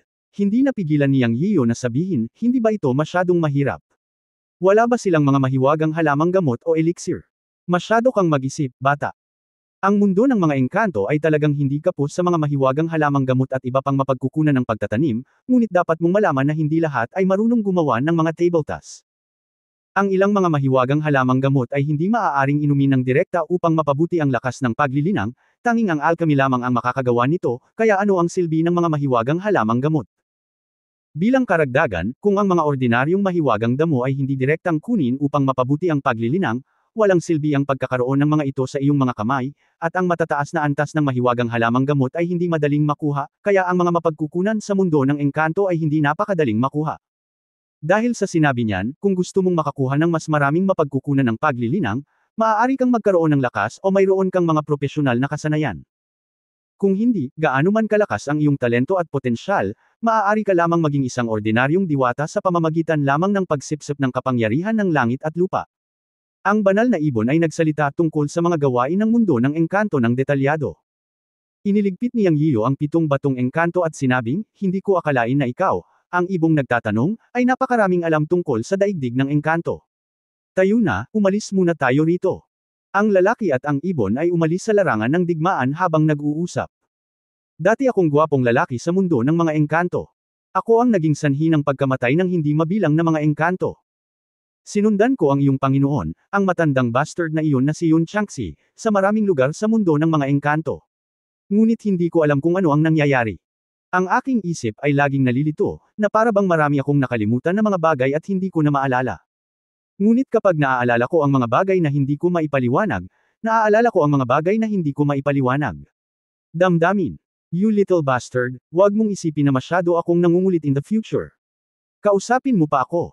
Baka marami pang bagay ang lalabas sa isip ko, at baka makatulong sila sa iyo at sa iyong munting bastard, ang banal na ibon ay naging lalong hinihingi. Mawala. Nagmura si Yang Yian, sabihin mo muna sa akin kung nasaan itong Fairy Mountain na ito. Mayroon bang lugar kung saan umiiral ang mga immortal? Sinabi ng mahiwagang ibon, alam ko kung nasaan ito, ngunit ang bundok ng engkanto dito ay ang pinakamalapit sa 3,000 makalangit na haligi. Dapat mayroong isang walang kamatayang lungsod sa bundok na ito ng engkanto. Hanapin natin. Una sa lahat, kailangan ko ng mapa ng Fairy Mountain sa Fairy World, at kailangan ko ring hanapin ang matanda at si Kuya Lear. Habang nagsasalita si Yang Yian, biglang lumiwanag ang kanyang paningin, at nakita niya ang mga gusaling malabo sa makulay na ulap. Siya tumingin mabuti at agad na natuwa. May nakita siyang lungsod sa di kalayuan. Ang lungsod sa mundo ng diwata ay parang isang mirage, kahanga-hanga. Shanmo City. Dumating si Yang Yian at ang Magic Bird sa harap ng isang fairy city at nagsalita habang tinitingnan ang 3 malalaking salita sa gate ng lungsod. Hoy, tumigil ka na sa kakadaldalan at pumasok ka kaagad. Pagkatapos mong makapasok sa lungsod, bilhan mo ako ng elixir. Ilang taon na akong walang elixir. Napakahirap makakuha nito. Kasalanan ng iyong Panginoon, ang matandang bastard na iyon. Sinumpa ng banal na ibon si Yun Changxi. Kung maglakas loob kang sampay ng aking matanda, hindi na kita bibilhan ng tae, hindi banggitin ang elixir. Tandaan mo, ako lang ang maaaring sampay ng matandang ito. Binyantaan niyang Yiyo ang Diyos at Demon Bird at naglakad patungo sa Fairy Curtain City. Ang lungsod sa mundo ng diwata ay ibang-iba sa mundo ng paglilinang. May mga kulay sa lahat ng dako, at ang mga ulap at ambon ay nananatili. Walang bantay sa tarangkahan tulad ng sa mundo ng paglilinang. Bukas ito, at may mga immortal na pumapasok at lumalabas. Mukhang buhay na buhay. Ha, paano kung isumpa kita? Ang Diyos at demonyong ibon ay palaging isang chatterbox. Tumigil si Yang Yiyo sa pakikipagtalo sa problemadong ibong ito. Sa pag-uusisa, humakbang siya sa unang lungsod ng engkanto sa kanyang pag-akyat sa mundo ng engkanto. Kabanata 1827 Sinaunang guho ng Daloo Cave Mansion. Para kay Yang Yian, lahat ng bagay sa mundo ng engkanto ay isang bagong bagay. Maaari mong mahanap ang anino ng mundo ng paglilinang, ngunit ito ay naiiba. Kunin itong Fairy Curtain City halimbawa. Nang siya ay pumasok, nalaman niya na ito ay ganap na naiiba sa lungsod sa mundo ng paglilinang. Sa halip na sabihin na ito ay isang lungsod, mas angkop na sabihin na ito ay isang malaking paraiso sa kuweba. Dahil ang mga gusali sa Fairy Curtain City ay hindi katulad ng mga lansangan sa mundo ng paglilinang, maliban na lamang sa mga ito ay puno ng makulay na hanging engkanto. Ang lahat dito ay puno ng natural na hininga, at ito ay tunay na nakakamit ang pagkakaisa ng tao at kalikasan. Ang parehong ay totoo para sa mga gusali. Halimbawa, nakita ni Yang Yian ang isang tindahan na nakasandal sa isang malaking bato, at isang gusali ang itinayo sa pagitan ng 3 malalaking puno. Ang bawat gusali ay puno ng natural na hininga. At ang buong lungsod ng Fairy Curtain ay isang bundok. Ang lahat ng mga gusali ay pinagsama sa bundok. Ito ay napakakakaibang ngunit mukhang napaka-natural at maayos kapag naglalakad sa lungsod ng engkanto. Siyempre, sobrang engrandi ng mga building. Napakalaki ng mga likas na bagay sa mundo ng engkanto. Ayon sa mga salita ng Diyos at Demon Bird, ito ang epekto ng batas ng Taoismo. Marahil ito ay mukhang isang maliit na portal, ngunit pagkatapos na makapasok dito, ito ay isang espasyo ng ibang mundo. Isa daw itong Fairy City, pero kung tutusin ay may napakalaking bundok sa loob. Ang buong lungsod ng Fairy Curtain ay isang bundok. Nang dumaan sa isang gusali na tinatawag na Danlo, ang Diyos at Demon Bird ay nasa sabik na nagsabi, "Anak, pumasok ka kaagad at bilhan mo ako ng isang fairy peel." Hindi ko pa natitikman ang lasa ng fairy peel sa loob ng maraming taon. Mas pinahahalagahan ni Yang Yian ang Diyos at Demon Bird. Bagamat ang problemang ito ay medyo nabasag ang bibig ng ibon, ito ay talagang may kung ano sa tiyan nito, kaya tugunan pa rin ni Yang Yian ang kahilingan nito. Ang problema lang ay kung may sapat na mga fairy stones dito. Malaking problema ito. Hindi ko napigil ang sabihin, mayroong 7 mababang uri ng mga engkanto na bato. Sapat ba ang mga ito upang makabili ng mga pildores ng engkanto? Nako, namiss ko lang ang lasa ng fairy peel. Pumasok ka na lang at bilhan mo ako ng pinakamababang level na ordinaryong fairy peel. Sapat na ang 7 fairy stone. Ang Diyos at demonyong ibon ay humimok. Habang nagsasalita si Yang Yian, ang isang paa ay nakatapak na sa Dan Building. Bumili man siya o hindi, gusto rin niyang makita kung ano ang hitsura ng Dan Building sa mundo ng mga engkanto. Ano? Eksakto ba ang isang fairy peel? Ano ang hitsura nito na maaaring makapagsalita ang Diyos at demonyong ibon tungkol dito? Noong ang taong ito ay nasa cultivation world, si Yunmen ay may isang espesyal na alchemist, ngunit hindi siya humingi ng mga elixir. Ngayong nasa mundo na siya ng engkanto, patuloy siyang nagrereklamo. Nang makapasok siya sa gusali ng alchemy, isang batang babae ang lumapit at nakangiting nagsabi, "Welcome to the alchemy building, sir. May maitutulong ba ako sa iyo?" Ang ngiti at pagiging magalang ng kabilang partido ay nagbigay kay Yang Yian ng ilusyon ng paglalakad sa isang 5-star hotel. Palihim siyang bamulong, may marketing consciousness talaga sa fairy world. Oh, hindi tama, ang isang Mahayana cultivator ay talagang isang cultivator. May mga cultivator sa fairy world. Matapos marinig ito, ang Diyos at demonyong ibon ay nagsabi sa isang nagulat na tono, hindi mo pa nakikita ang mundo. Sino ang nagsabi na mayroon lamang mga engkanto sa mundo ng mga engkanto? Ang daigdig ng engkanto ay ang daigdig ng tatlong kaharian. Ito ay isang mundo na may mas mataas na antas kaysa sa mundo ng tao at mas inklusibo. Hindi katakataka na may mga nagsasaka. Ang mga engkanto ay mayroon ding mga paraan upang magparami, at may mga napakasinaunang katutubong engkanto. Ang kanilang mga inapo ay hindi maaaring ipanganak na may antas ng paglilinang ng mga celestial na immortal. Kung ganoon nga, hindi balabag sa kalooban ng langit. Huwag mag-abala sa hinaharap, mayroong mga magsasaka sa maraming lugar sa mundo ng diwata. Upang makakuha ng cultivation resources, sila ay naging dagat ng maliit na sa mga lugar na tulad nito. Kung walang mga magsasaka, sino ang maglilingkod sa walang kamatayang mga Panginoon? Maraming walang kamatayang tarangkahan ang may mababang loob na mga lingkod, na karamihan sa kanila ay mga magsasaka. Siyempre, ang mga magsasaka sa immortal na mundo ay mas malakas kaysa sa mga nasa mababang mundo. Sila ay sumisipsip ng walang kamatayang enerhiya ng walang kamatayang mundo, at mas malakas kaysa sa mga magsasaka sa mas mababang mundo sa lahat ng aspeto ng kanilang sistema. Mababa lang ang kanilang cultivation, at kung ilalagay sila sa immortal na mundo ng walang anumang background o kapangyarihan, wala silang katayuan ng naaayon. Sa pamamagitan lamang ng pagsasanay ng gusto upang maging isang celestial immortal maaari silang magkaroon ng isang tiyak na pagkakakilanlan at katayuan. Gayunpaman, may malaking kalamangan ng isang magsasaka na ipinanganak sa immortal na mundo. Hindi nila kailangang dumaan sa makalangit na kapigatian, ngunit maaari silang magsanay sa lahat ng paraan at dumiretso sa walang kamatayang landas. Ito ay isang bagay na hindi maihahambing ng mga magsasaka sa mas mababang mundo. Ito ay ang unang pagkakataon na nakita at narinig ni Yang Yiu na may mga magsasaka sa antas ng paglilinang sa immortal na mundo. Ito ang tunay na pangalawang henerasyon ng mga immortal. Habang nakikipag-usap sa Magic Bird, sinabi rin ni Yang Yiu sa magandang dalaga, "Pakiusap, dalhin mo ako upang makita ang elixir." Tinatawag na Immortal Lord, talagang nambobola si Yang Yiu. Siya ay isang magsasaka na umakyat sa langit, at siya ay magalang sa babae, hindi naglalagay ng hangin, na ikinagulat ng babae. Sa kanyang opinyon, ito ang unang pagkakataon na nakipag-ugnayan siya sa tulad ng isang immortal na Panginoon. Maraming mga immortal ang hindi magiging magalang sa maliit na sina hindi pa naging mga immortal, at lahat sila ay kumilos na mas mataas. Ngunit itong Immortal Lord na may puting buhok ay nagbigay sa kanya ng pakiramdam ng pagkakaiba.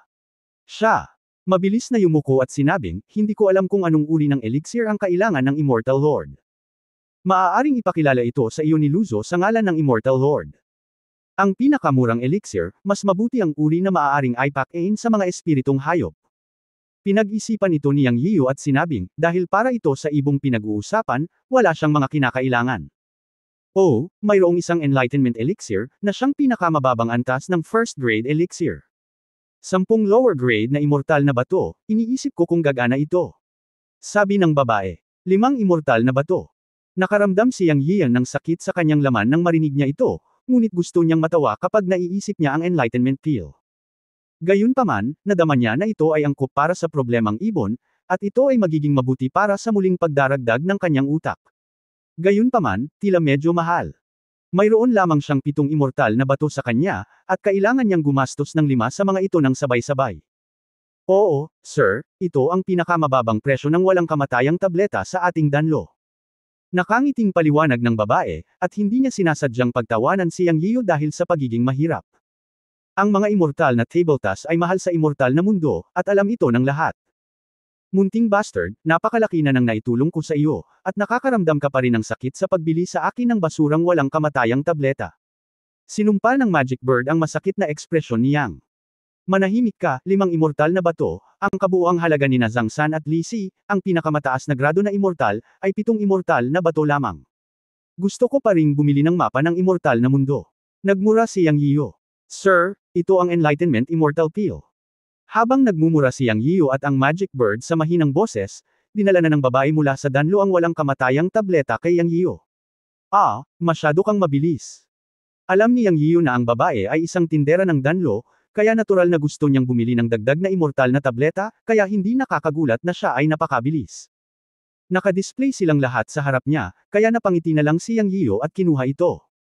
Nais din niyang makita kung ano ang pagkakaiba ng elixir sa mundo ng mga engkanto at ng elixir sa mundo ng paglilinang. Titingnan niya muna. Binuksan ang maselang kahoy na kahon, na kasing laki ng palad, at agad na kumislap ang 5 kulay na halo. Isang nakakapreskong halimuyak ang pumasok sa ilong, na may malakas at purong walang kamatayang kapangyarihan, na mas dakila pa sa kapangyarihan sa walang kamatayang bato. Ang laki ng grape, Milky White Immortal Peel, na may magagandang linyang dumadaloy dito, ay napakaganda na hindi niya napigil ang lunukan nito. Swoosh! Ah! Sa isang kisap mata, ang walang kamatayang tableta sa maliit na kahon ay nilamon ng Diyos at Demon Bird. Galit na galit si Yang Yiyo. Hindi niya naisip kung bibilhin ito, at ang problemadong ibong ito ang nagkusa na kainin ito. Ngayon, tatakas na lang ako sa walang kamatayang bato. 5 batong walang kamatayan ang ibinigay sa babaeng nasa danlo sa sakit. Ngayon ay may 2 mababang grade na immortal na bato, at hindi alam ni Yang Yiyo kung sapat na ba itong bumili ng mapa. Tinanong ni Ziyang ang babae sa Dan Building, Miss, mayroon ka bang mga mapa na ibinebenta sa Dan Building? Sa pag-uulat sa Immortal Lord, ang ating Dan Building ay nagbebenta lamang ng mga immortal na tabletas, hindi mga mapa. Maaari kang pumunta sa espesyal na tindahan ng mapa, na hindi kalayuan. Nakangiting sagot ng babae. Oh, kung gayon iniisip ko kung gaano karaming mga immortal na bato ang halaga ng isang mapa ng immortal na mundo. Handa nang magtanong si Yang Yiyo. Mahirap sabihin. Kung mas detalyado ang mapa, mas mahal ito. Halimbawa, ang mapa ng Daching Immortal Mountain kung saan tayo ngayon, ang isang magaspang ay nagkakahalaga din ng 50 mababang grade na immortal na mga bato, at ang isang detalyado ay nagkakahalaga ng 300 mababang grade na immortal na mga bato. Para sa mas malalaking mapa ng immortal na domain, hindi bababa sa libu-libong mga immortal na bato ang kinakailangan. Gayunpaman, kung mas detalyado ang mapa ng immortal na domain, mas mataas ang presyo. Paliwanag ng babae kay Yang Yiyo. Matapos marinig ito, umawang ang bibig ni Yang Yiyo. Ang isang magaspang na mapa ng lokal na immortal na bundok ay nagkakahalaga ng 50 mababang uri na immortal na mga bato. Ito ay simpleng. Mayroon lamang siyang 2 maliit na antas na immortal na bato sa kanya ngayon, na isang buong 48 ang layo mula sa 50 immortal na bato. Salamat. Ayaw nang manatili ni Yang Yiyo. Kailangan niyang humanap ng paraan para kumita ng ilang immortal na bato para makakuha ng mapa. Kung hindi, isa siyang bulag na naglalakad sa Fairyland. Tungkol naman sa God and Demon Bird, bagamat nasa Fairyland ito, nagkaroon ito ng problema sa utak at hindi maalala ang maraming bagay. Kinailangan pa ring umasa sa sarili. Paglabas pa lang niya ng Dan Building, biglang may sumigaw mula sa likuran, Shang-Xian sir, please stay. Lumingon si Yang Yiyo at nakita ang babae mula sa Dan Building. I wonder kung may payo ang dalaga. Medyo naguluhan si Yang Yiyo. Siya ay isang mahirap na tao. Kailangan pa ba niyang magbenta ng walang kamatayang tabletas? Ngumiti ang babae mula sa Dan Building at nagsabi, Shang-Xian sir, kung gusto mong kumita ng walang kamatayang mga bato para makabili ng mapa ng Fairyland, may alam na akong lugar noon, baka masubukan ko. Naantig ang puso ni Yang Yiyo at sinabing, salamat, binibini, pakisabi sa akin ng malinaw. Kailangan talaga niyang kumita ng mga walang kamatayang bato, kung hindi ay talagang mahirap maglakad sa Fairyland. Ngumiti ang babae at sinabing, 300 milya sa timog silangan ng Shanmu City, mayroong isang Fairy Mountain Ruins na nabuksan. Nabalitaan ko na maraming immortal ang naroon. Isa itong sinaunang guho. Balitang-balita na may mga fairy stone, mapa, mga gamot sa engkanto, at iba pa. Sa loob. Baka masubukan mo ang swerte mo doon. Natuwa si Yang Yiyo matapos itong marinig. Kailangan niya talaga ng ganitong trabaho sa ngayon. Nang makitang tila hindi nagsasalita ang babae sa kanyang harapan, nagpasalamat siya, salamat sa pagsasabi mo sa akin, binibini. Kung may mapapala ako, darating siyang para pasalamatan ka. Ang pagpunta upang tingnan ay maaari ring palawakin ang kanyang mga abot tanaw. You're welcome. Actually, maraming immortal ang nakakaalam nito. Malalaman mo ito sa pamamagitan ng pagtatanong sa paligid. Sa mga araw na ito, maraming immortal mula sa Shanmu City ang umalis sa lungsod at pumunta sa mga guho ng immortal na bundok. Siya nga pala, ang walang kamatayang bundok na iyon ay usap-usapan na ang kuweba ng isang tiyak na daloo na walang kamatayan noong sinaunang panahon. Tanging mga celestial immortals lang ang makakapasok. Ang iba ay pinaghihigpitan ng kanilang antas ng paglilinang at hindi makapasok. Maaari kang pumunta at subukan. Kung mayroong three-leaf rolling cloud na walang kamatayang gamot sa immortal na mansyon, maaari kang pumunta sa aming Dan Building upang makipagpalitan ng mga walang kamatayang table toss o walang kamatayang bato. Ang presyo ay magiging pinakapatas sa buong Shanmu City, sana good luck sa iyo. Nakangiting sabi ng babae, saka bumalik sa Dan Building. Maaari bang pagkatiwalaan ang mga uwak? Tanong ni Yang Yiyu sa Diyos at Demonyong Ibon. Sinabi ng Diyos at Demonyong Ibon, kalokohan, ang batang babae na iyon ay isang maliit na tagapagsaka ng Mahayana, wala siyang lakas ng loob na linlangan ka, bata. Pumunta ka at tingnan mo at malalaman mo. Kabanata 1828 Dayo Immortal Gate. Matapos gumastos ng 5 immortal na bato para bumili ng pinakamababang grado na immortal na tableta para sa problemang ibon, nakatanggap si Yang Yiyu ng isang balita na maaari siyang kumita ng mga immortal na bato, na hindi naman masama. Napatunayan ng mga katotohanan na hindi nagsinungaling sa kanya ang dalaga sa Danlo. Totoo ang balita na ang sinaunang Daloo Cave Mansion ay binuksan 300 milya timog silangan ng Shanmu City. Dahil marami siyang narinig na nag-uusap tungkol dito noong naglalakad siya sa kalye, at may mga grupo ng mga immortal na umaalis sa lungsod. Tahimik na sinundan ni Yang Yiyu ang mga pumunta sa Daloo Shanfo, na nagligtas sa kanya ng problema. Marami siyang dapat gawin. Siya. Kailangang hanapin ang matandang lalaki, si Lear, at ang kanyang mga nakatatandang kapatid. Ngunit hindi siya pamilyar sa lugar noong una siyang dumating sa mundo ng mga engkanto, kaya binalak niyang manatili sandali sa Daching Xianshan na ito. Una, magiging pamilyar siya sa kapaligiran, at pangalawa, kikita siya ng walang kamatayang mga bato upang makahanap ng paraan upang mapabuti ang kanyang paglilinang. Ngayon ang paglilinang ng mga mababang antas na immortal ay masyadong mababa, at mapanganib na lumabas at makipagsapalaran. Kaya ang pagbubukas ng Daloo Shanfo ay isang magandang bagay para sa kanya. Maaari siyang pumunta at maranasan, alamin ang tungkol sa mga immortal at immortal na mansyon sa mundo ng mga engkanto, at kung siya ay mapalad, maaari rin siyang makakuha ng isang bagay. Matapos tansyahin na aabutin ng kalahating araw sa Cultivation World, dinala niya ang Diyos at Demon Bird sa destinasyon. Isa itong napakalaking bundok. Ang Great Immortal Mountain kung saan siya ay tinawag na Daching Immortal Mountain. Mas angkop na tawagin itong Daching Continent sa mundo. Ang Daching Immortal Mountain ay isang pangkalahatang pangalan lamang. Sa daan, tinawag din itong Daching World at Daching Continent. Sa mundo ng Daching Immortal Mountain, maraming normal na bundok. Ang bundok na nasa harapan mo ay isa lamang sa kanila sa mundong ito. Mula sa malayo, makikita mo ang buong bundok na may libu-libong sinag ng liwanag, at ang mga tao ay dumarating at umaalis sa paanan ng bundok. Lahat sila ay celestial immortals. Lumapit si Yang Yiyu at hindi napigil ang mapabuntong hininga. Ano ang problema? Mayroong hindi mabilang na mga nilalang sa immortal na mundo, at ang mga tao mula sa 3,000 mahusay na mundo ay nagtitipon dito. Walang kakaiba. Napakaraming lugar na tulad nito para sa pagsasanay at pakikipagsapalaran, ang Diyos at Demon na Ibon ay labis na hinamak ang buntong hininga ni Yang Yiyu. Hindi pinansin ni Yang Yiyu ang Diyos at Demon Bird at direktang umakyat sa bundok. Narinig niya sa daan na ang Daloo Cave Mansion ay nasa bundok, at may isa pang mundo. Malayo pa ang lalakbayin. Matapos ang humigit kumulang 30 milya paakyat ng bundok, nakita ni Yang Yiyu ng isang berdeng ilaw na nagpapaliwanag sa kalahati ng bundok. Nagmula ang liwanag sa isang malaking gubat, at malabo niyang naririnig ang ingay. Pagpasa. Sa pamamagitan ng gubat, nakita ni Yang Yiyu ang isang malaking patag na bukas na espasyo, isang open space na kasing laki ng football field. Sa harap niya ay isang patayong bundok na parang salamin, na may talon na dumadaloy sa bundok. Ang nakapalibot na kapaligiran ay talagang parang isang fairyland, na may mga bundok at tubig na nagsasama-sama, at ang nakapalibot na lupain ay puno ng malalagang halaman. Nagpakita ng berdeng ilaw ang patayong talon. Naisip ni Yang Yiyu na dapat itong pagmulan ng pasukan sa Daloo Immortal Mansion. Nang makita ang pagtitipon ng mga immortal, lahat ay naghihintay at nanunood. Alam niyang maaaring hindi pa ganap na mabubuksan ang Daloo Immortal Mansion. Not bad, mas mabuting dumating ng maaga kaysa dumating sa tamang oras. Bagamat sinabi ng babae sa Danlo na binuksan ito, depende rin ito sa aktwal na sitwasyon. Ang ganitong uri ng immortal na mansyon ay isang sinaunang relic, hindi ganoon ka-simple. Munting bastard, humanap ng paraan upang makihalubilo sa isa sa mga celestial na nilalang na ito. Ang mga sinaunang guho ay hindi madaling makapasok. Bagamat narinig ko mula sa batang babaeng iyon na ito ay isang fairy mansion na guho ng antas ng 200, ang mga sinaunang immortal ay hindi maihahambing sa mga immortal ngayon. Maraming makapangyarihang batas at mga pamamaraan ng Tawista na hanggang ngayon ay makapangyarihan pa rin. Napakahirap makipagsapalaran sa ganoong lugar nang walang kasama. Sa kabaligtaran, mas madaling makisama. Kaya ang una mong prioridad ay maghanap ng maliit na team na papasukin. Sabi ng Diyos at demonyong ibon.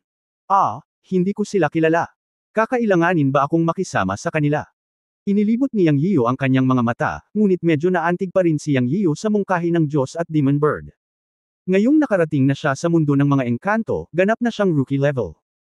Tunay na ang pinakamagandang bagay na magkaroon ng isang katutubo sa mundo ng mga engkanto sa paligid niya kapag siya ay nakipagsapalaran sa isang sinaunang mansyon ng engkanto. Kung hindi ka makakahanap ng pangkat na papasukin, maaari lang kitang hamakin. Ikaw ang Panginoon ng unang banal na lupain sa mundo ng paglilinang, ngunit wala kang ganitong kaunting kakayahan, at ikaw ay halo-halo pa rin. Nagsumpa ang Diyos at Demon Bird. Ikaw. Nagalit si Yang Yiyo sa problemadong ibong ito. Pero, parang may sense. Sa katunayan, kung hindi siya makahanap ng isang maliit na koponan, paano siya makakapasok sa Immortal Palace? Subukan natin. Pagkatapos ay naglakad-lakad siya at nalaman na karamihan sa 7 o 8,000 immortal na naruroon ay mga middle grade immortal o mas mataas, at walang masyadong mababang antas na immortal na katulad niya. At ang mga sumigaw na mag-recruit ng mga tao para bumuo ng isang team para sabay na pumasok sa Immortal Palace ay hindi simple sa cultivation. Lahat sila ay nasa antas ng mahusay na pagiging perpekto ng mga immortal, at kung mas mataas ang paglilinang ng mga tagasunod, mas mabuti. Ang ilang mababang antas na immortal na may kaparehong cultivation sa kanya ay maaaring may master o miyembro ng immortal na pamilya, at lahat sila ay may kasama. Ang pagtuklas na ito ay nagpahiya kay Yang Yiyo. Alam niya na sa gayong mga kalagayan, mahirap para sa kanya, isang mababang antas na immortal, na tanggapin ng iba. Ngunit handa pa rin siyang subukan ito. Halika, magbubukas na ang susunod na alon ng gate ng Daloo Immortal Palace. Kulang pa tayo ng 2 tao sa Dayo Immortal Sect. Kung gusto mong sumama, bilisan mo, isang sigaw ang umalangaw-ngaw sa likuran ni Yang Yiyo. Lumingon si Yang Yian at sinabing, Come ang Daoist, handa akong sumama sa iyo. Ito ang unang immortal na sekta na nadatnan niya pagkatapos maglakad-lakad at gusto ng mga tao. Mukhang mayroon silang isang team na may higit sa 10 tao, na karamihan sa kanila ay mga upper grade na immortal. Ang pinuno ay isang dakilang immortal na may mahusay na pagiging perpekto. Mukha silang napakalakas. Kung tatanggapin sila ng Dayo Immortal Sect, walang alinlangan na ito ay isang magandang pagpipilian. Isang binata na mukhang hindi mapigil ang nanunuya at sinabing, Haha, boy, bulag ka ba? Hindi mo ba nakikita na ang ating Dayo Immortal Sect ay puno ng mga upper grade immortals? Bakit ikaw, isang maliit na baguhan, nakikisa sa saya? Umalis ka. Natigilan si Yang Yian. Sa susunod na sandali, ang kanyang mga mata ay puno ng pagpatay na layunin. Kinuyam niya ang mga kamay at dumilim ang mukha. Hindi niya akalain na ganoon na lamang kababa ang tingin sa kanya ng kabilang partido. Kung ayaw mo sa tao, ayaw mo lang. Sinumpa pa niya ito. Galit na galit talaga siya. Pagharap sa 12-12 ng mga tao mula sa bastos na si Dayo Xianmen, kinuyam ni Yang Yiyo ang kanyang mga kamao at malungkot na sinabi, ngayon mo lang sinabi na may gusto ka. Tama bang magtanong ako? May laman pa ba ang bibig? Kung ayaw mo sa isang tao, pwede kang tumanggi. Sa palagay ko ay hindi sapat ang iyong Dayo Xianmen. Now you invite me to go, naiinis ako. Tunay na ako ay isang mababang uri ng celestial na nilalang, ngunit hindi imposibleng pumatay ng isang mataas na uri ng celestial na nilalang. Asshole, hinahanap mo si kamatayan. Hindi inaasahan ng binata na isang maliit na first-grade celestial being ang maglalakas loob na guluhin siya, isang high-grade celestial being mula kay Dayo Xianmen. Agad siyang nagalit at nagmura kay Yang Yiyo, at direktang sinuntok. Bagamat si Yang na ngayon ang pinakamababang antas ng first-grade celestial being, hindi siya natatakot. Ngumuso siya at sinuntok. Boom! Sa dagandong, umatras si Yang Yiyo ng 6 o 7 hakbang, habang ang binata sa tapat ay umatras ng 3 hakbang. Nagtamaan ang dalawa, na nagdulot ng kaguluhan sa mga taong nanunood sa pananabik. Hey, hindi masama ang batang ito, ang isang first-grade celestial being ay talagang makakalaban kay Dayo Cao Xiaobao. Ito ay talagang mabuti, ngunit ang batang ito ay isang rookie sa unang tingin. Siya ay patay na ngayon para sa pag-provoke kay Dayo Xianmen, isang nangungunang 10 celestial na kapangyarihan sa Daching World. Oo, sayang. Mahihirapan siya ngayon sa pagharap kay Cao Xiaobao, isang hamak. Kung iisipin, ang mga tao ng Dayo Sianmen ay sanay na maging dominante sa Daching world, at ito ay talagang kasuklam-suklam. Siya, hinaan mo ang boses mo, baka marinig ng iba. Hindi madaling pakitunguhan ang mga taga-Dayo Sianmen, huwag mo silang hayaang gumawa ng gulo. Nagkaroon ng mga talakayan sa paligid, ngunit lahat sila ay hindi nasisiyahan kay Dayo Sianmen, ngunit ang Dayo Sianmen ay isa sa nangungunang 10 puwersa sa Daching world at hindi maaaring ma-provoke. Nag-usap lang ang lahat sa mahinang boses, naaawa kay Yang Yiyo, at inisip na si Yang Yiyo ay nasa panganib ngayon. Dahil si Cao Xiaobao ay isang kilalang munting bully, at ang pinuno ng pangkat ngayon ay ang kanyang pinsan na si Cao Man, na nagkaroon ng paglilinang ng isang mahusay na pagiging perpekto ng isang celestial na nilalang. Ang ganitong uri ng paglilinang ay isang nangungunang master sa okasyon ngayon. Nagpalitan ng suntok sina Cao Xiaobao at Yang Yiyo, ngunit hindi pinatay ni Cao Xiaobao si Yang Yiyo gaya ng inaasahan. Sa halip, ginawa lamang ni Cao Xiaobao na umatras si Yang Yiyo ng 5 o 6 na hakbang, at siya mismo ay umatras ng 3 hakbang. Gayunpaman, ang isa sa kanila ay isang first-grade celestial being, at ang isa ay isang high-grade celestial being. Malaki ang pagkakaiba sa kanilang paglilinang. Kasabay ng mga tingin ng mga tao sa paligid niya, naramdaman ni Cao Xiaobao na nawalan siya ng mukha ngayon, at mas mamamatay tao siya kay Yang Yiyo. Pinaikit din ni Yang Yiyo ang kanyang mga mata at tinitigan si Cao Xiaobao. Medyo nagulat din siya na ang high-grade celestial being na nasa harapan niya ay mas malakas kaysa kina Zhang San at Li Si. Pareho silang high-grade celestial beings, ngunit may malaking pagkakaiba sa kanilang lakas. Iniisip niya kung paano papatayin ang kabilang partido at pagkatapos ay makatakas. Kabanata 1829 na makipagkaibigan kay Du Jiebin. Siyempre, ito ang iniisip ni Yang Yiyo. Anyway, hindi naman siya duwag. Si Popo Chando ay isang tao lamang na kapareho niya, hindi isang tunay na immortal o gintong immortal. Tingnan ang katotohanan na mayroong higit sa 10 tao, at ang binata na namumuno sa grupo ay isang mahusay na pagiging perpekto ng isang celestial immortal. Natatakot ako na magkaroon ng life and death battle ngayon. Siya, hindi pwedeng manalo sa mas maraming tao, pero confident din siya na kaya niyang tumakas. Sa maikling pagtatalo, isang malakas na tawa ang umalangaw-ngaw. Hahaha, talagang kawili-wili. Ang mga tao ng Dayo Sianmen ay karapat-dapat na maging isa sa nangungunang 10 puwersa sa daigdig ng Daching. Napakawalan diya nilang mangbuli ng mga tao. Kahanga-hanga. WHO. Malungkot na umungol si Cao Xiaobao. Sa sandaling ito, isang kalsada ang nahiwalay sa karamihan. Lumapit ang 3 tao, pinangunahan ng isang binata na may hawak na zisya at nakadamit parang scholar. Kinagat ni Cao Xiaobao ang kanyang mga ngipin at tinitigan ang binata na nakadamit bilang isang scholar at marahas na sinabi, Du Jiebin, nakikialam ka ba sa negosyo ng ibang tao? Haha, hayaan mong lumabas ang pinsan mong si Cao Man at kausapin ako, hindi ka qualified. Ang binata na tinawag na Du Jiebin ni Cao Xiaobao ay puno ng paghamak. Ikaw, nagalit si Cao Xiaobao. Xiaobao, umatras ka. Sa oras na ito, ilang mga disipulo ni Dayo Sianmen ang tumabi, at isang nasa katanghaliang gulang na lalaki na nakasuot ng itim na baluti ay lumabas. Ang kanyang mga mata ay nagniningning, ngunit binigyan niya ang mga tao ng isang napakapambabae na pakiramdam. Ang taong ito ay si Cao Man, ang pinuno ng Dayo Sianmen sa pagkakataong ito, ang pinsan ni Cao Xiaobao. Du Jiebin, ang batang ito ba ay mula sa iyong Taiching Sianmen? Tinitigan ni Cao Man si Du Jiebin at nagtanong sa malalim na boses. Haha, hindi naman noon, pero ngayon, nakikita ko na ang nakababatang kapatid na ito ay umiibig sa akin, at hahayaan ko siyang sundan ako sa Dalao Shanfo. Cao Man, may tutol ka ba? Nakangiting sabi ni Du Jiebin habang naiyuyugyug ang kanyang pamaypay. Sa sandaling ito, si Yang Yiyan ay nahuli sa pagitan ng dalawang panig at medyo nalilito. Handa siyang lumaban hanggang kamatayan, ngunit hindi niya inaasahan ang isang lalaking nagngangalang Du Jiebin na lalabas. Sa paghusga sa kanyang cultivation, si Du Jiebin ay isa lamang high-grade na immortal, ngunit hindi niya sineseryoso ang mga tao mula sa Dayo Sianmen. Bukod dito, wala siyang pakialam sa pinuno ng Dayo Sianmen na nagngangalang Cao Man. Dahil dito, nagkaroon ng random na hula si Yang Yiyan tungkol kay Du Jiebin, ngunit hindi niya alam kung sino itong Du Jiebin at kung bakit siya lumabas para tulungan siya. Habang iniisip niya ito, narinig niya ang mga bulungan ng mga tao sa paligid niya, na nagpaunawa sa kanya kung sino si Du Jiebin. Masigla ngayon. Nandito rin si Du Jiebin mula sa Taiching Sianmen. Bulong ng isang tao sa karamihan. Mayroon ding mga taong hindi nakakakilala kay Du Jiebin na nagtanong ng may pagtataka, narinig ko ang tungkol sa Taiching Sianmen, isa sa nangungunang 10 puwersa ng Sianmen sa daigdig ng Daching, ngunit hindi ko pa naririnig ang tungkol kay Du Jiebin. Hehe, ignorante ka, tama.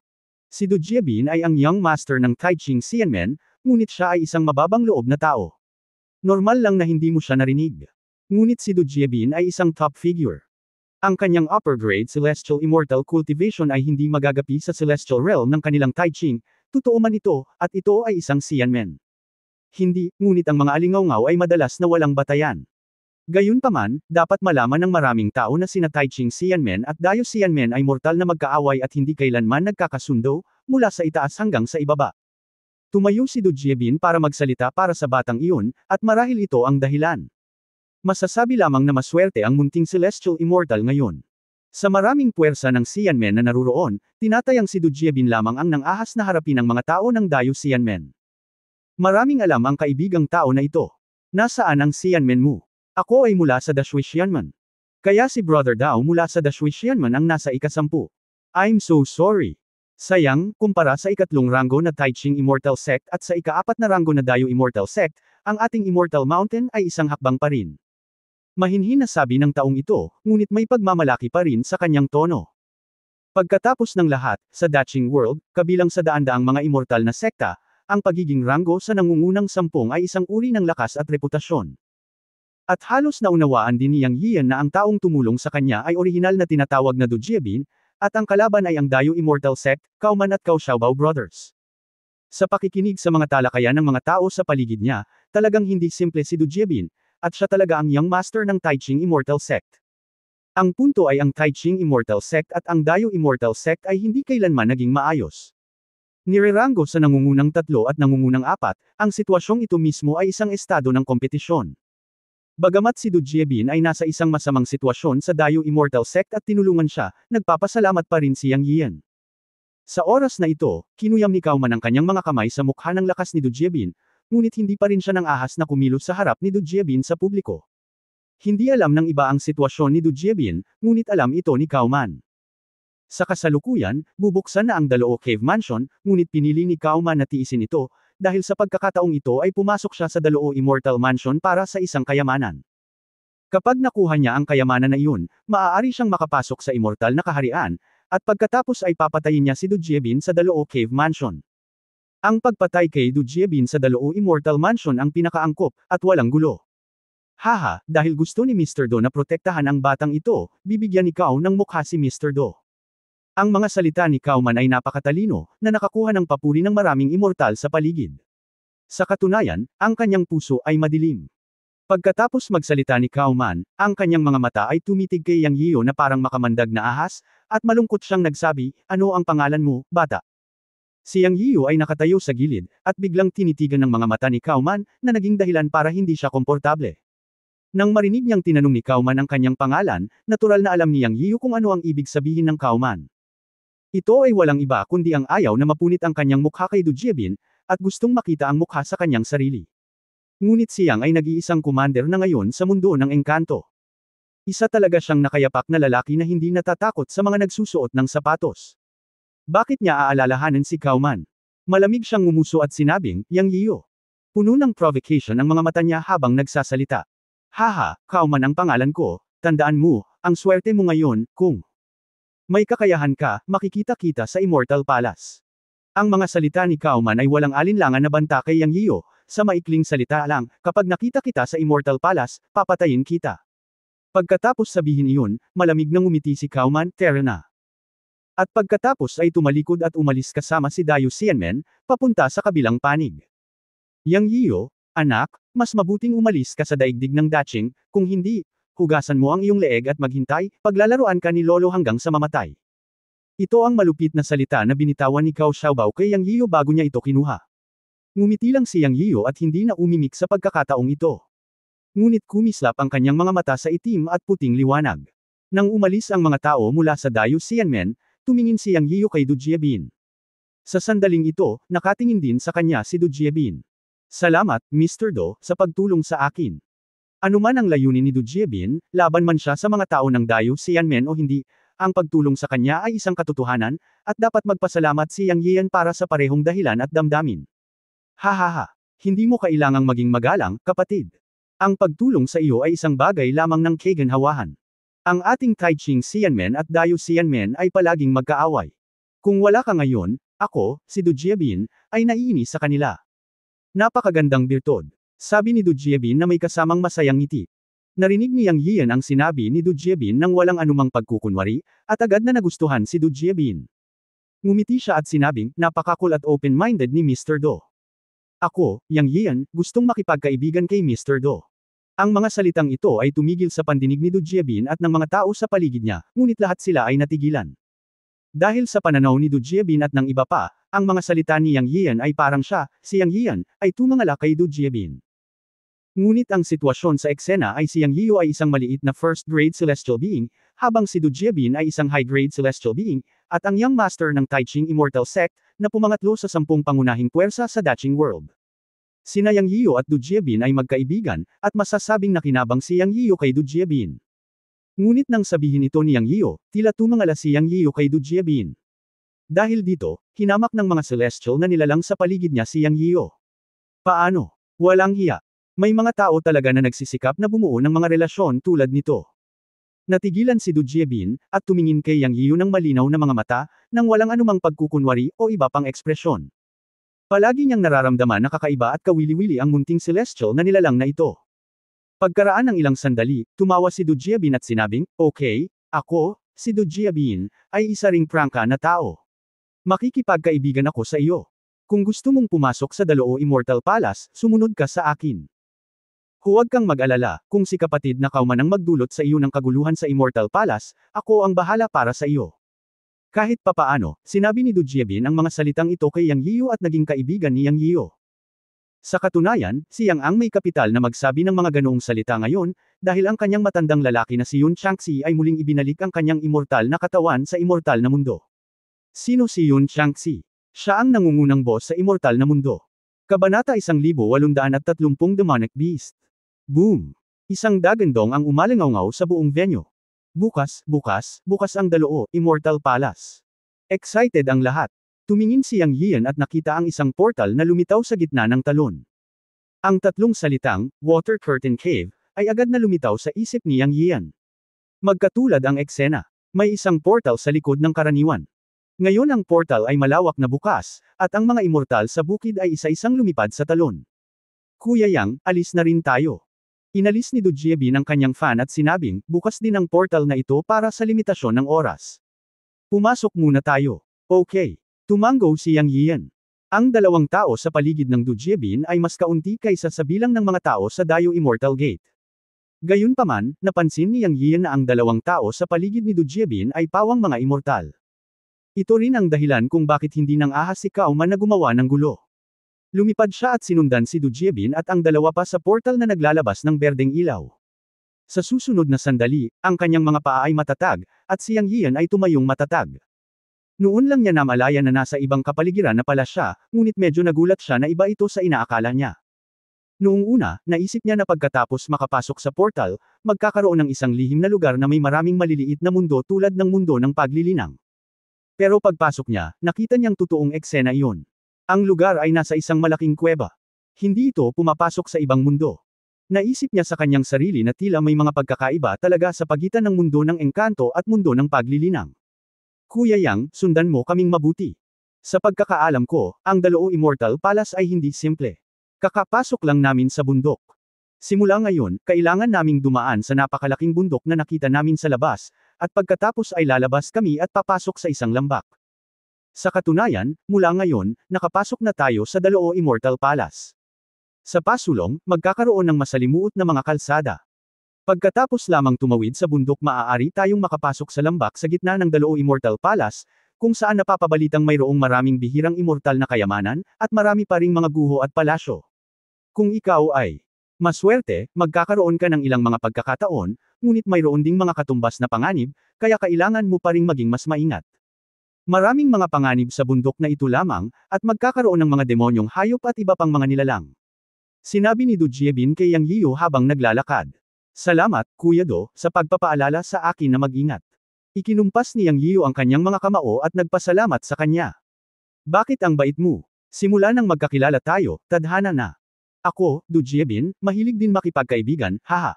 Kumakaway pa rin si Du Jiebin sa natitiklop na pamaypay sa kanyang kamay habang nagsasalita. Para naman sa dalawang dakilang immortal sa tabi ni Du Jiebin, sinundan nila si Du Jiebin mula simula hanggang wakas nang walang sinasabi. Napakalamig ng tingin nila.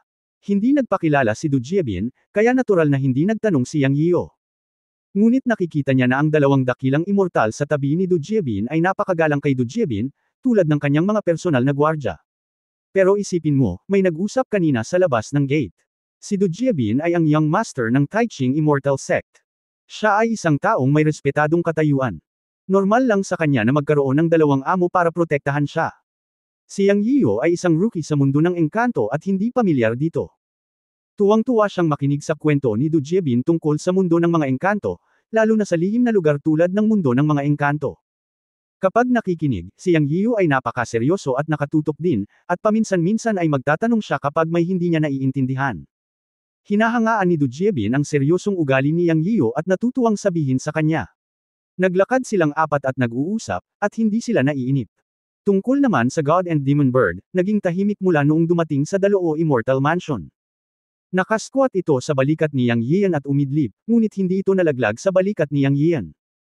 Ang dalawang dakilang perpektong celestial na nilalang sa tabi ni Du Jiebin ay mas parang mga anino, napakatahimik. Walang kamalay-malay na sa wakas ay nakarating silang apat sa sanggang bahagi ng kalsada. Sa oras na ito, ang isa sa dalawang dakilang perpektong celestial na nilalang sa tabi ni Du Jiebin, isang matandang lalaki, ay lumakad sa harapan at nakinig, at sinabi kay Du Jiebin, Young Master, kung pupunta ka sa kaliwa, magkakaroon ng nakakalason na miasma, at kung pupunta ka sa kanan, may mataas na posibilidad na lumitaw ang mga demonyong hayop. Ito ang unang pagkakataon na narinig ni Yang Yian na magsalita ang matanda. Medyo paos ang boses niya, pero nagbigay ito sa kanya ng kalmado at panay na pakiramdam. Mukha siyang determinadong tao. Ang isa pang dakilang celestial na nasa tabi ni Du Jiebin ay isang binata na mapatla ang balat, naglalakad sa likuran. Ang matandang nasa harapan ay tumugon sa isa't isa sa harap at isa sa likod, tipikal na proteksyon ng Young Master. Talagang sinamantala ni Yang Yian ang pagsunod kay Du Jiebin, at naprotektahan siya. Sa sandaling ito, nagsalita ang matandang nasa harapan, halatang hinihiling kay Du Jiebin na magdesisyon. Alin sa dalawang magkasawang kalsada ang dapat niyang tahakin? Sinabi ng matanda na may nakaalasong miasma sa kaliwang daan, at malaki ang posibilidad ng mga demonyong hayop sa kanang daan. Sa katunayan, parehong mapanganib. Ngunit ang desisyon ay gagawin ni Du Jiebin. Huminto si Du Jiebin at nag-isip sandali, pagkatapos ay tumingin sa maputlang mukha na binata sa likuran niya at nagtanong, Ashan, sa tingin mo saan mas mabuti? Young Master, iminumungkahi kong tahakin ang tamang daan.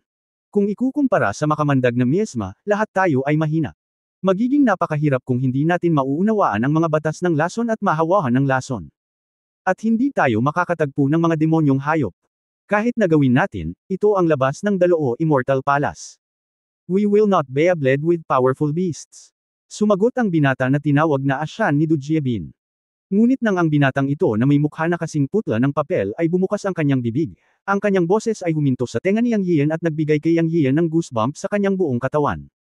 Napakababaeng boses iyon, parang boses na tumutunog sa dilim. Okay, lao mo, pagkatapos ay makinig kay Ashan at dumaan sa kaliwang daan.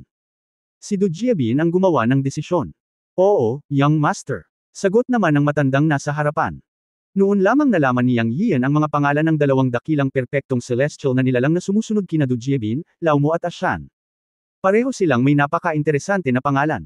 Huwag na, Kuya Yang. Sila Lao Mo at Ashan ang mga bantay na inayo sa akin ng aking lolo mula pa noong bata ako. Sina Lao Mo at Ashan ay nagsasanay sa madilim na daan at madalas na nagsasanay sa sementeryo, kaya karamihan sa mga tao ay hindi sanay sa kanilang pananalita at sa aura ng kanilang buong katawan. Ngunit hindi sila masama, at masasanay kapag katapos ng mahabang panahon. Sa pagkakataong ito, silang dalawa na lang ang maaasahan niya. At saka, nakapunta na sila sa Daloo Immortal Mansion na ito dati at may karanasan na, kaya huwag kang mag-alala. Ngumiti si Du Jiebin at nagpaliwanag kay Yang Yian, na itinuturing na nagpapakilala sa dalawang dakilang celestial na nilalang kay Yang Yian. Hindi, sa totoo lang, Kuya Do, umakyat lang ako sa Immortal Realm hindi pa lang, at marami akong hindi alam tungkol sa Immortal Realm. Sana Kuya Do, maaaring magbigay sa akin ng higit pang payo sa hinaharap. Nagsimula ring dahan-daang ikwento ni Yang Yian ang kanyang sariling kwento. Sa totoo lang, ipinanganak ako sa Immortal Realm, at nabighani din ako sa lower world mo. Maaari mo ring sabihin sa akin ang tungkol sa mas mababang mundo. Ako ay kontrolado ng aking pamilya mula noong ako ay bata, at wala talaga akong maraming kaibigan. Hindi ako nasisiyahan sa iyo. Ito rin ang unang beses kong lumabas ng bundok para maranasan. Masayang-masaya kami ni Kuya Do. Makipagkaibigan sa iyo, masaya rin akong makipagkaibigan kay Kuya Do. The more they talked, and the two of them really felt like they have a lot in common, which was also happy. Si Do Jiebin ang naging unang kaibigan ni Yang Yian sa Immortal Realm. Nga pala, Lao Do, ano ang problema ng demonyong hayop? Sabihin mo sa akin. Matapos mag-usap ang dalawa at maging pamilyar sa isa't isa habang nasa daan, tinawag ni Yang Yian si Do Jiebin na Lao Do, at tinawag siya ni Do Jiebin na Yanzi, na naging dahilan upang mas malapit ang relasyon. Sinabi ni Do Jiebin, nabasa ko sa mga klasiko na sa panahon ng dakilang digmaan sa pagitan ng mga immortal at mga demonyo, maraming mga immortal na hayop o mga espiritu ng halaman sa immortal na mundo ang naasimilasyon ng enerhiya ng demonyo. Ang mga hindi nakaligtas ay nawala ang kanilang immortal na espiritong enerhiya at ganap na naging mabangis at marahas na nilalang, kaya tinawag silang mga demonyong hayop. Lalo na sa mga lugar na tulad nitong sinaunang mga guho, ang mga nabubuhay na hayop ay higit na mabangis kaysa sa mga immortal na hayop sa immortal na mundo, at ang pinakamahirap na harapin. Ang pinakamababang antas ng mga mamamatay tao ay katumbas ng mga celestial na nilalang, na tinatawag na ordinaryong mga hayop, at ang pinakamataas na antas ng mga hayop ay antas siyam, na maihahambing sa pagkakaroon ng mga immortal. Ang paraan upang makilala ang mga antas ng mga hayop ay ang pagtingin sa mga inscription sa mga hayop.